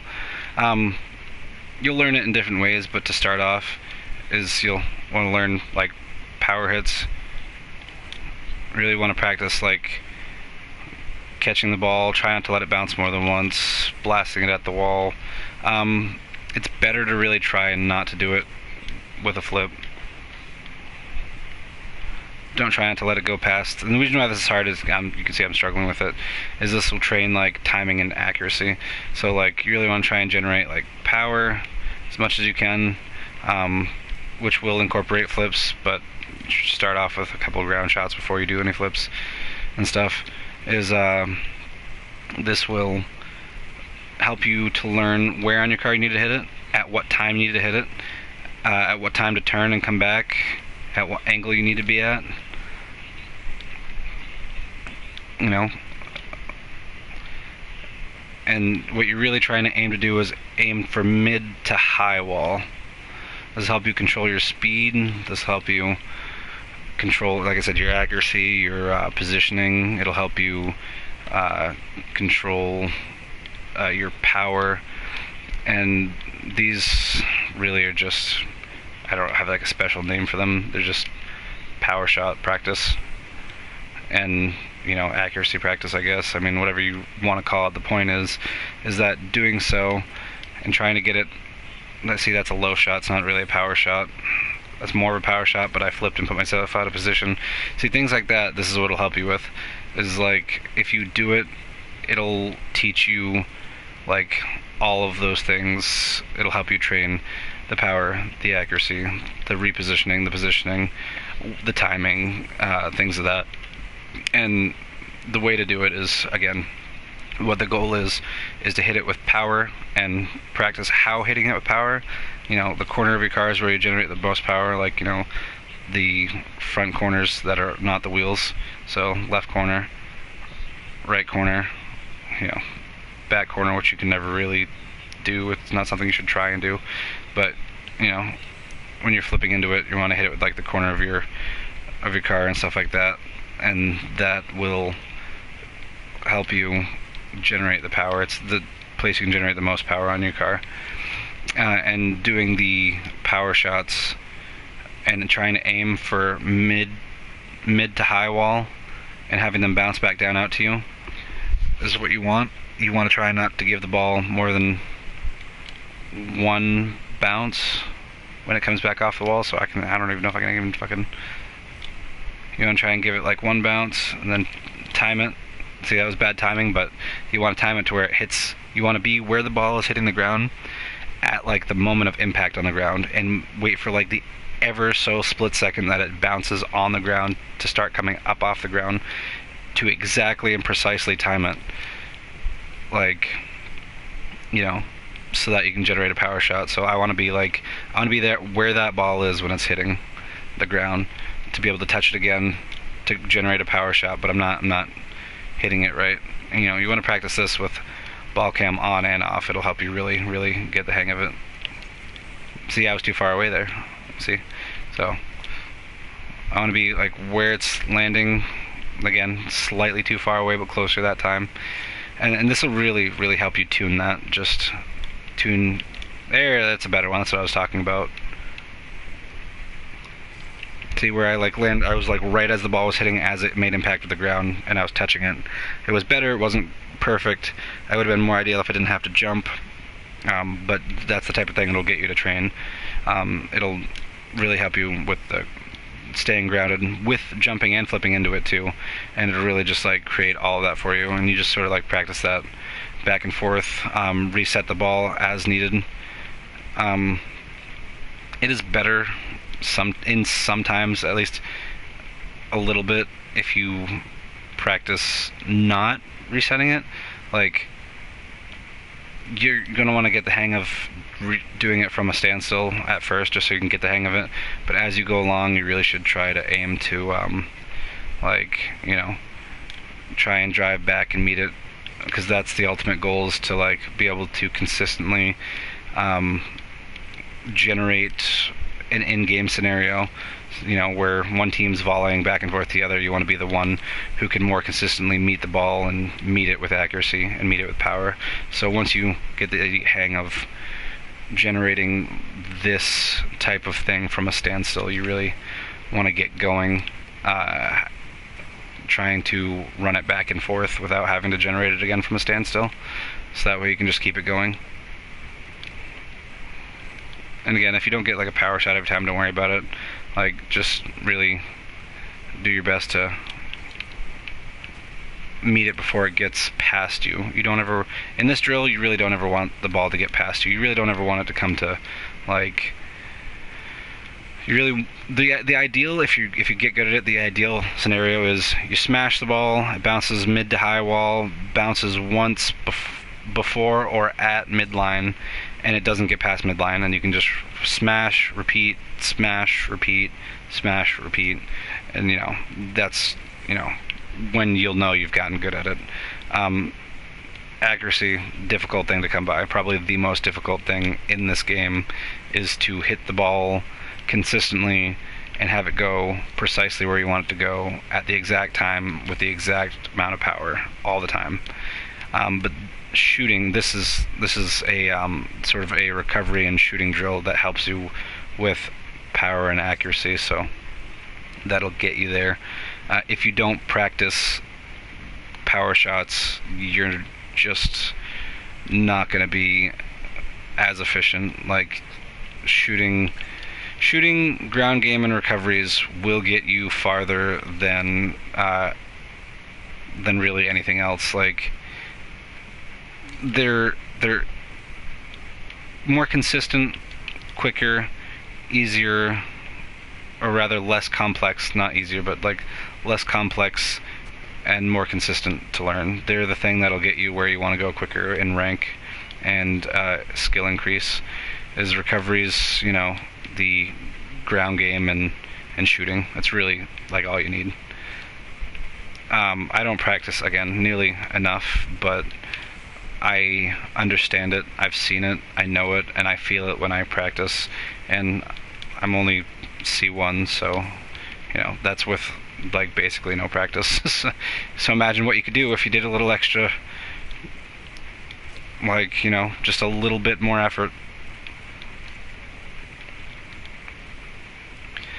And that's all I wanted to showcase with the training as far as like the free play packs. As far as my settings go, I am going to get back to those now. Like I was saying before I cut myself off, Call of Duty's conditioned me to have drive forward, drive backwards. I got the jump, I got the boost, I got the power slides to my free button that I was talking about because I have the 3 triggers. I have the ball cam focus, the rear view, I have the arrow right, left. For the rest of my things, I really already showcased all of that stuff. For the rest of my things, just in case you want to know what I did with the extra buttons and how I move them around, I have rear view, you already saw that, you already saw the arrows. Skip replay is X, scoreboard is the touchpad. It's a pretty easy thing to press, honestly, in the middle of a game. You will have to see all these because a lot of buttons do have to be moved around in order to not fuck things up and save replay clips and shit like that. If you want to match my control settings, that is. If you don't worry about it. But if you want to match them, you'll have to follow all the button bindings or you're gonna fuck yourself up.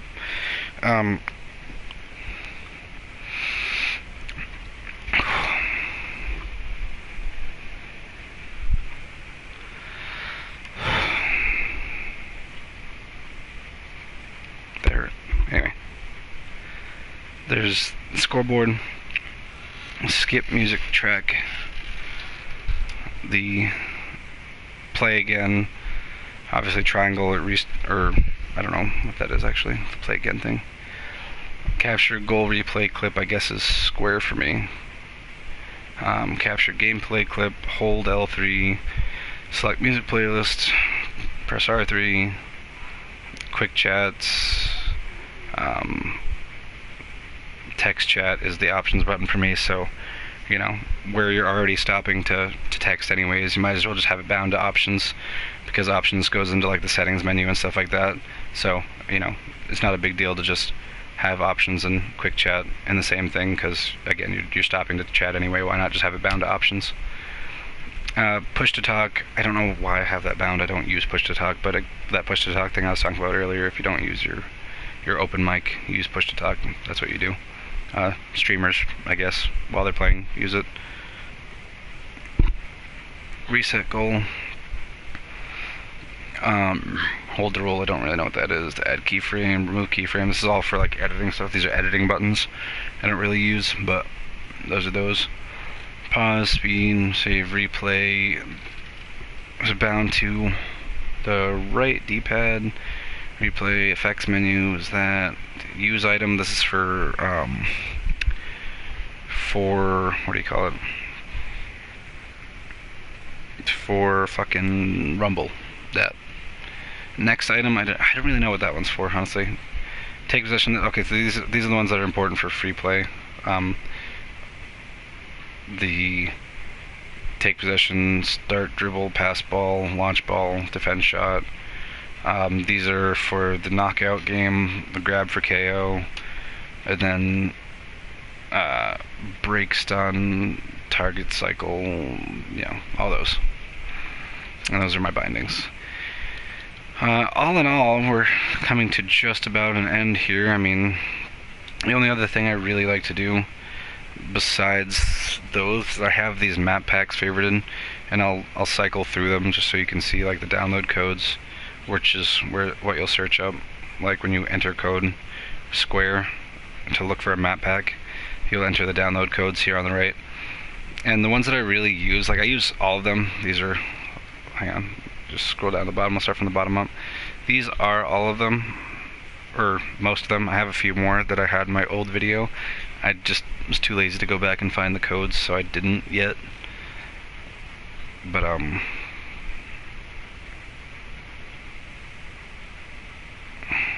those are those.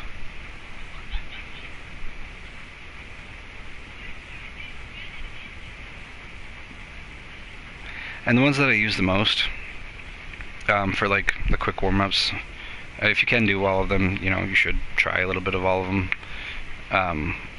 they're good. But the ones I use the most for quick warm-ups are in between matches and stuff. I'll do like high aerials. It helps you learn the fast aerials. I do the 10 shots to master. Or no, not 10 shots, sorry. I do the high aerials, my bad. I do the high aerials. I do the uncomfortable saves. 10 shots to master I do every once in a while, but the ones I do frequently are the high aerials, uncomfortable saves, the dribble training I do a lot of. I do a lot of the aerial off the wall. I do a lot of the aerial shot redirects. I do a lot of the redirect pack right here. Aerial shot pass and aerial shot pass. The fast aerial training. The dribbles I'll do some of. And I do a little bit all of it, but primarily I do the wall to air dribble one, which is, oh, I don't have it favorited. Oh, well, there we go, now it's favorited. I do that one from IP Joker. That's like my favorite one to do. And then I'll do the aerial shot pass, and like I said, I'll do the uncomfortable saves, and then some of the other things in between. But you're really just gonna have to check those training packs out for yourself, see if you like them. I can showcase them here, but it seems like a redundant waste of time to do that, where, you know, I could just tell you what I have and you could see them for yourself and see if they benefit you, because that's really the only way you're gonna see.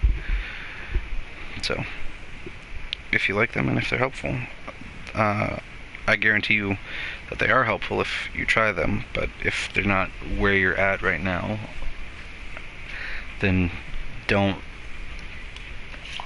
go for them. Like, if you don't like know simple things like air roll or jumping off the wall, or, you know, stuff like that, obviously don't try and do a fucking wall to air dribble pack. You won't be able to do it if you can't even air roll, right? Because air roll is absolutely required for that, because you have to jump off the wall and turn in the correct direction.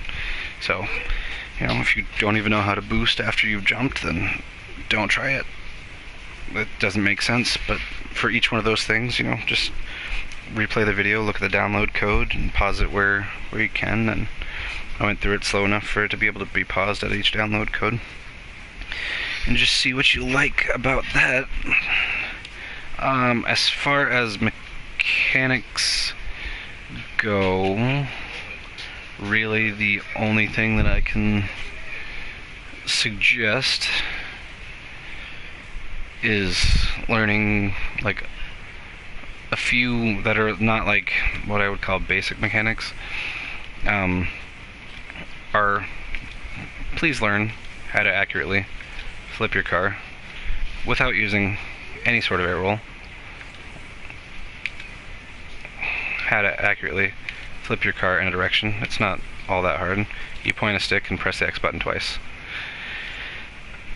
Learn how to use air roll in general. If nothing else, really try and use the free air roll combined with drift, so that way you have a better time at recoveries, and so that way you can at least make basic off the walls, aerials, jumps, and things of that nature when you get to it. But primarily recoveries is what you're most worried about with the free air roll and drift buttons there. Power slide is important. A simple drill that I used to do is practicing, you know, little spinny motion here is I'll hold power slide, and I'll practice switching from driving forward to pressing the reverse while in power slide, and just getting a feel for how it like rotates and how it works, and moving in one direction like that, and then sort of switching directions.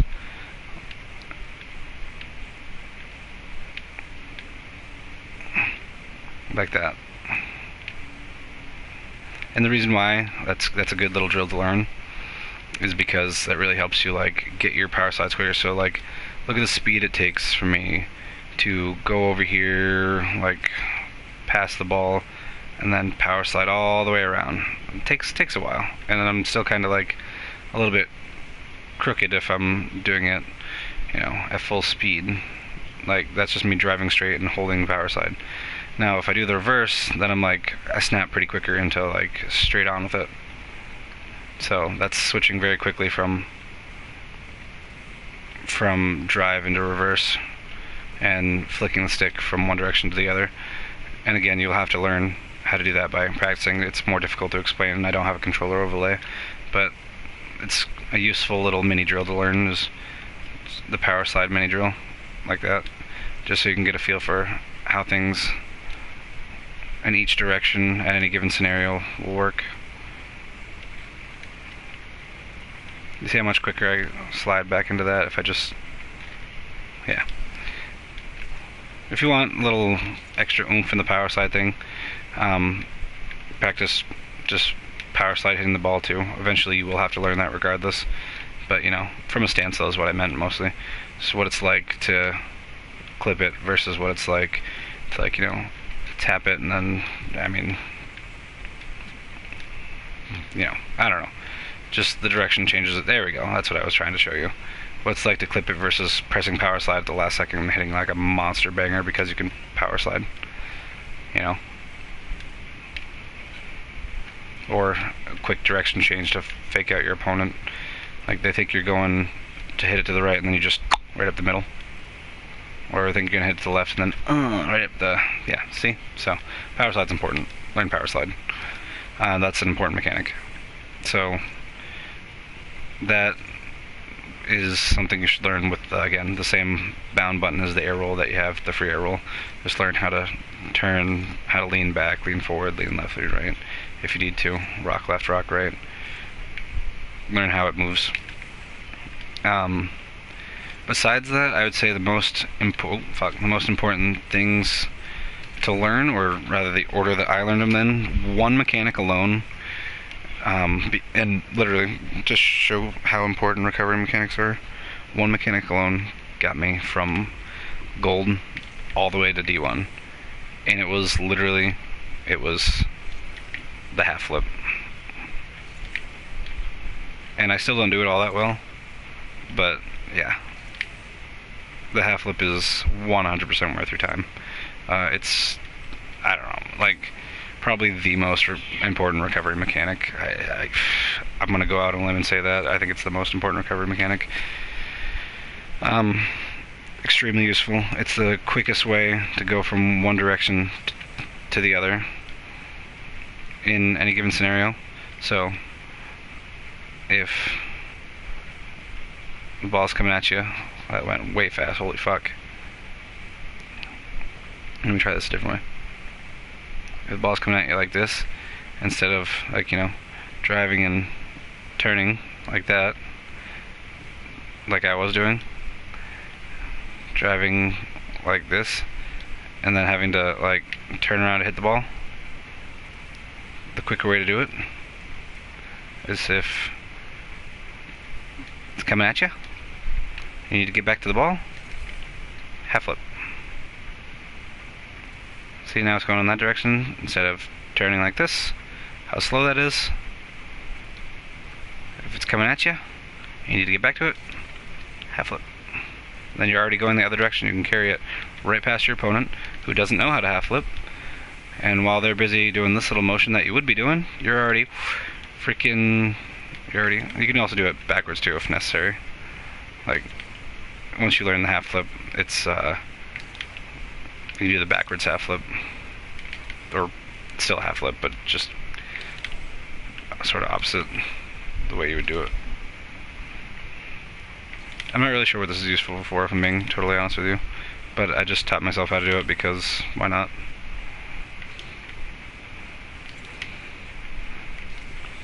But yeah, half flip, extremely important.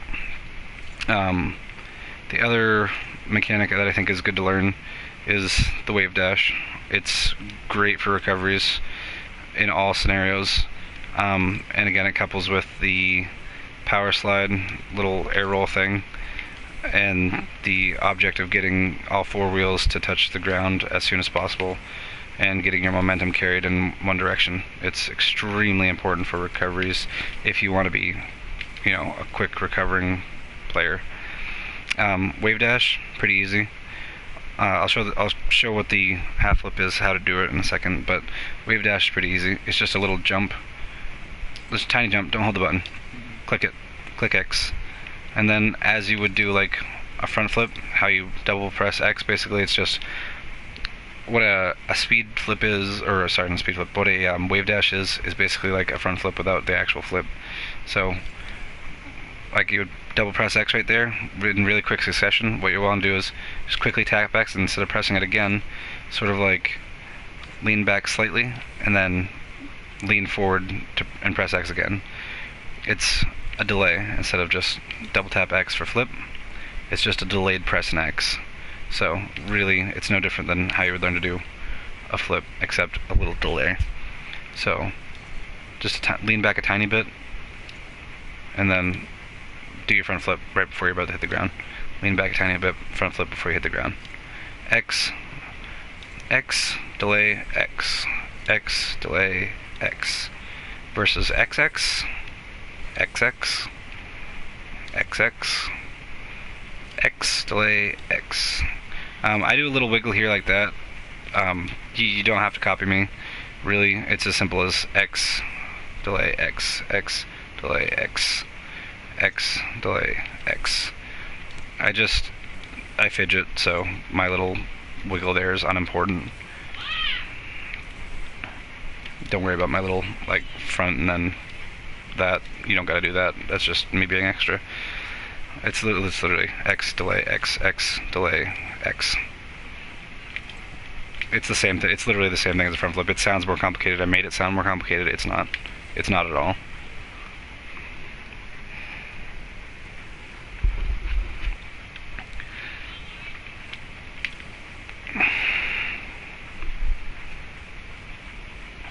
Oh, man. Alright, so that's out of the way.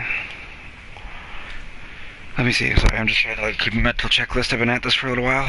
I showed you the wave dash just now. I told you about the half flip. So what else? I'm just trying to think if there's anything else really besides that I really like learn.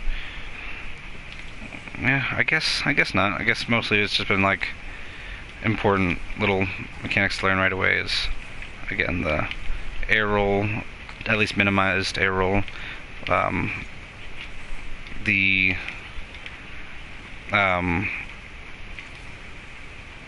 half flip I need to show you in a minute. Oh, in order to do the half flip, okay, there's a mechanic in between that you have to learn. It's a smaller mechanic between learning the half flip and you know, between learning it and the half flip, and that's just the flip cancel. And what a flip cancel is, that's a flip, that's a flip, that's a flip. Flip cancel is just, you know how you hold your stick in one direction when you want to flip in that direction? Well, the direction that you want to go to flip in, what you're going to want to do is, right as you're pressing your jump button for your flip, right as you're pressing X for the second time to flip, what you're going to want to do is just jerk your stick in the complete opposite, absolutely as accurately as you can, the immediate opposite direction as the direction that you're facing. So if you want to flip forward, but you want to do it with a flip cancel, what you're going to do is flip forward and jerk your stick downwards. So forward and flick your left stick down. Forward and flick it down. And then, so it's really easy just to learn it from a standstill at first, rather than driving. So, flip canceling, that's a flip. Practice your flip backwards, practice your flip forwards, you know, just so you can really get a feel for it. And then a cancel is flicking your stick in the opposite direction. So if I want to flip cancel forward, I'm going to flip forward and immediately pull backwards after I flip forward. Flip forward, pull backwards. That was, you know, flip forward, pull backwards. My dead zone's a little off, so flip forward, pull backwards. Flip forward, pull backwards. Flip forward, pull backwards. Yeah, I'm actually going to try to adjust that, because I don't think I'm going to be able to play like that today. I'll try it at 9. Flip forward, pull backwards. There, I like that better. Forward, pull backwards. Forward, pull backwards. Forward, pull backwards. And then, the opposite direction, backward, pull forward. Backward, pull forward. backward, pull forward, backward, pull forward, backward, pull forward, backward, forward. And this is where it comes in handy to have a directional air roll bound, because the directional air roll will give you the option to initiate the half flip, where if you press it, you'll obviously start rolling in one direction. It's easy. You could do it with a free roll, but it's harder. I can't really do it with a free roll, to be honest. But a directional air roll will help you change your car. So when you half flip, you'll notice that, like, if you're doing it backwards, which half flips often are committed as a backwards flip, to get going in the opposite direction, so that way you don't have to, back up, spin, turn around, go that way. Although you can also go like this. It's slightly faster than drifting. Just do a little bunny hop and then turn. You can recover that way. It's still not as fast as the instant recovery. Like, look how quickly I'm facing the other direction already. That's way quicker than, and way, way quicker than just instantaneously. Back the other way. Back the other way. Back the other way. So you'll notice that when you do your half flip, like I've been telling you to do the flip forward, do the flip back, and then flick it in the opposite direction to the direction you want to go. So if you want to go backwards, you flick it forward as you're double tapping X. Immediately as you're pressing X for your flip, flick it in the opposite direction. You'll notice that you land backwards.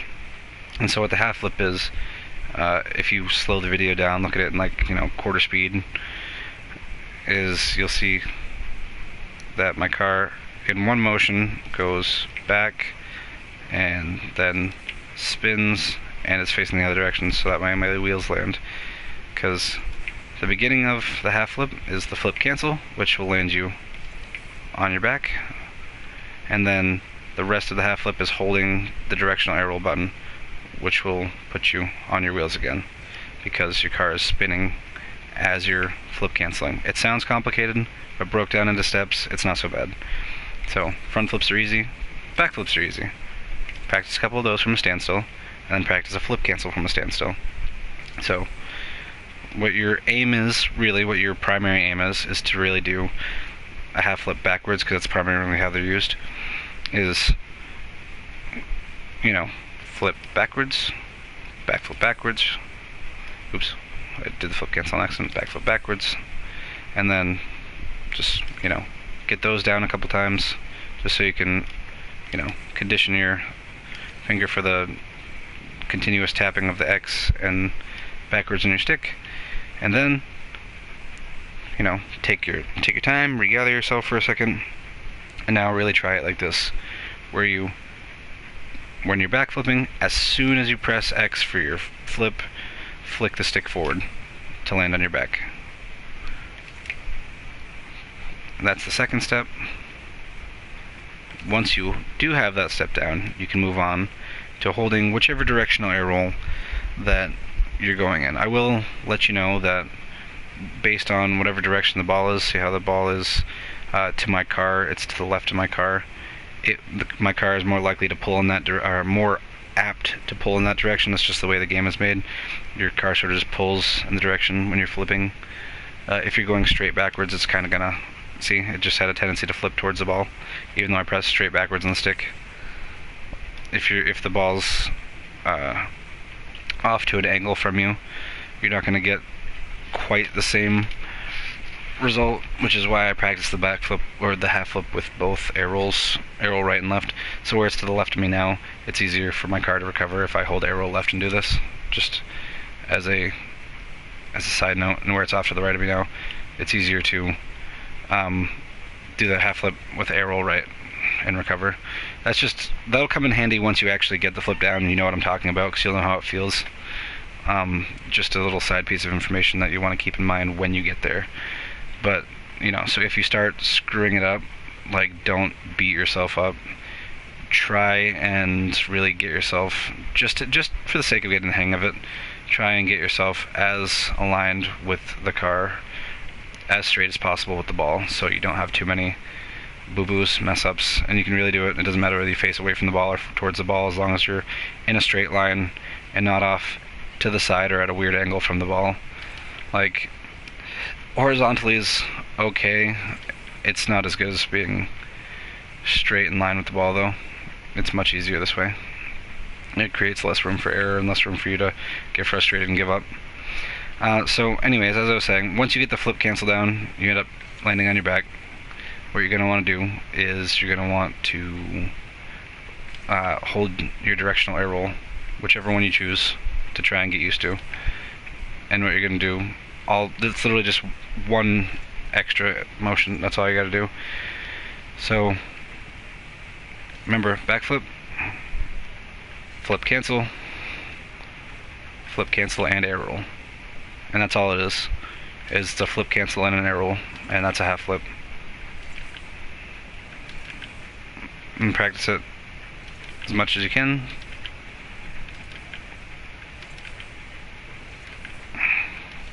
And you learn that eventually as you go, again, don't get frustrated if you can't do it as fast as me.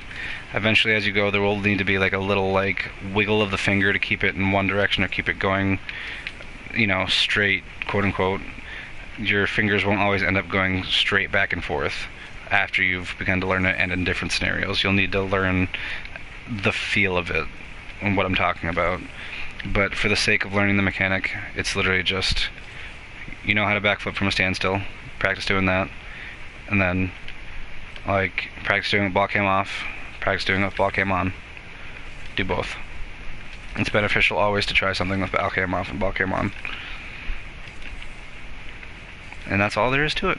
It's a flip cancel and air roll directional. So should try and make sure you have at least one air roll directional bound and room for free air roll. Where my controller is set up the way it is, I have room for 2 air roll directionals and a free air roll. It makes the game easier for me. I recommend investing if you don't have one, if you want to use all your bindings. But yeah, that's really all there is to it, is just learn how to backflip.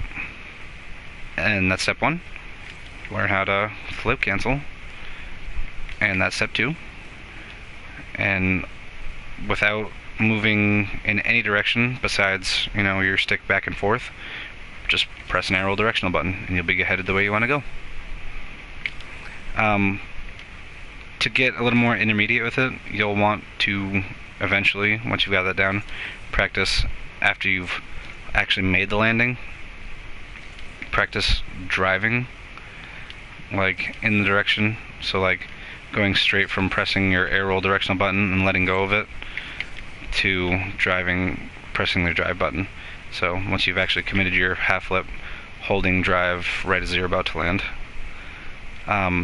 Not just drive, but like, you know, eventually after you've got drive down, you'll probably end up like screwing up the landing a little bit every now and again. The easier way to do this, the efficient way to get your landing down after the half flip is to hit drive as you're about to land and hit your drift button. So like as your car is in this position where it's, you know, where it's coming down like that, like, you know, where it's falling down like this from your half flip, is when you'll start to want to hold drive. And right about here also is when you'll want to hold, like right as your wheels are about to touch the ground is when you want to like tap drift, so that way you don't spin out of control. You can correct yourself more easy. Because sometimes when you land after half flipping, you can spin out of control. You don't always have to hold it, but it's good practice to try and learn when you need to hold drift as you're landing in general. And a half flip is no different than any other scenario where you'd have to land and hold drift. Yeah, besides that, with your half flip, you'll also eventually, just to incorporate speed, you'll want to like try and eventually learn as you're half flipping to, when you get your car in the other direction, right about when your car ends up like, oops, shit, see, I messed up that. Well, I need more practice. When your car ends up about here, or, you know, right about level with the ground again, before you end up on your back and before you end up like fully spinning, you'll want to try and eventually incorporate boost right at the exact same time that you're pressing drive, pretty much. So it'll look something like this. See, when my car is already right about here, and I'm already like in the middle of turning.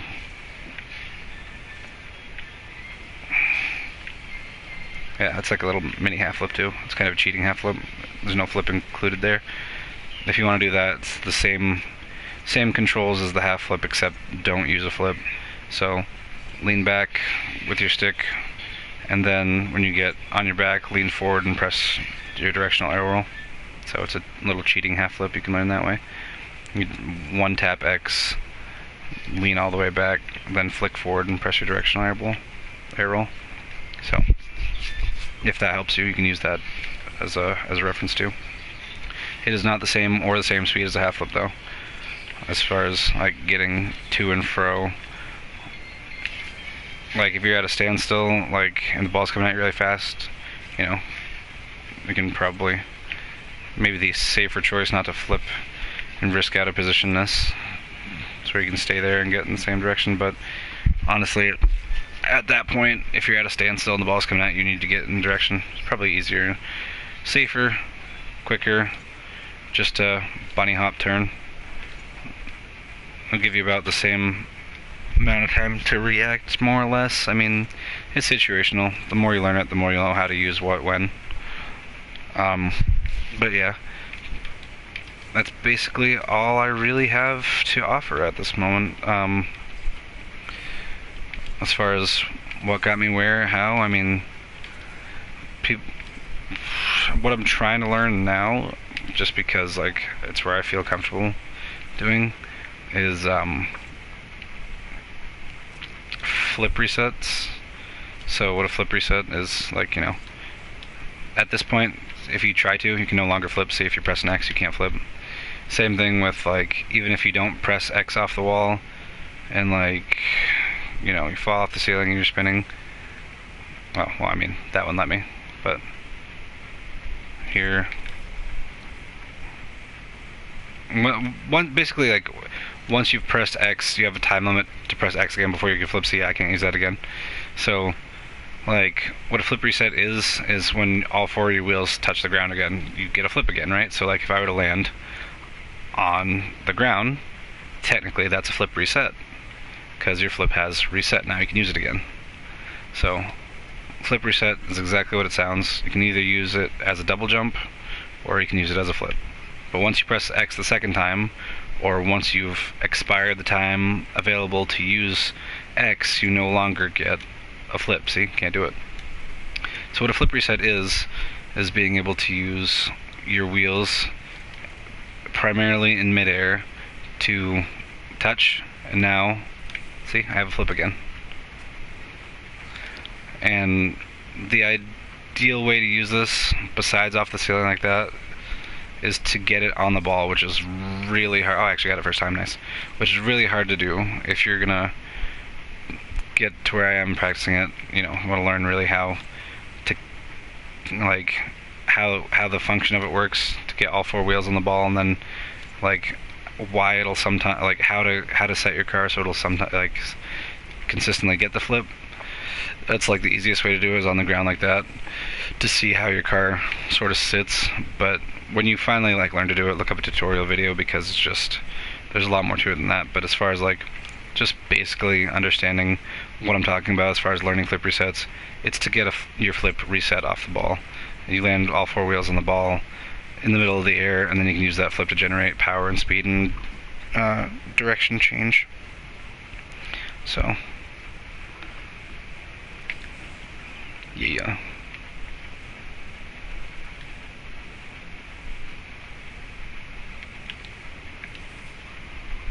Anyway,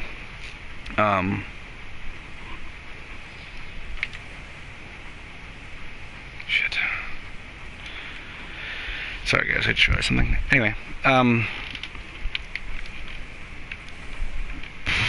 that's really all I have to offer besides that. I mean,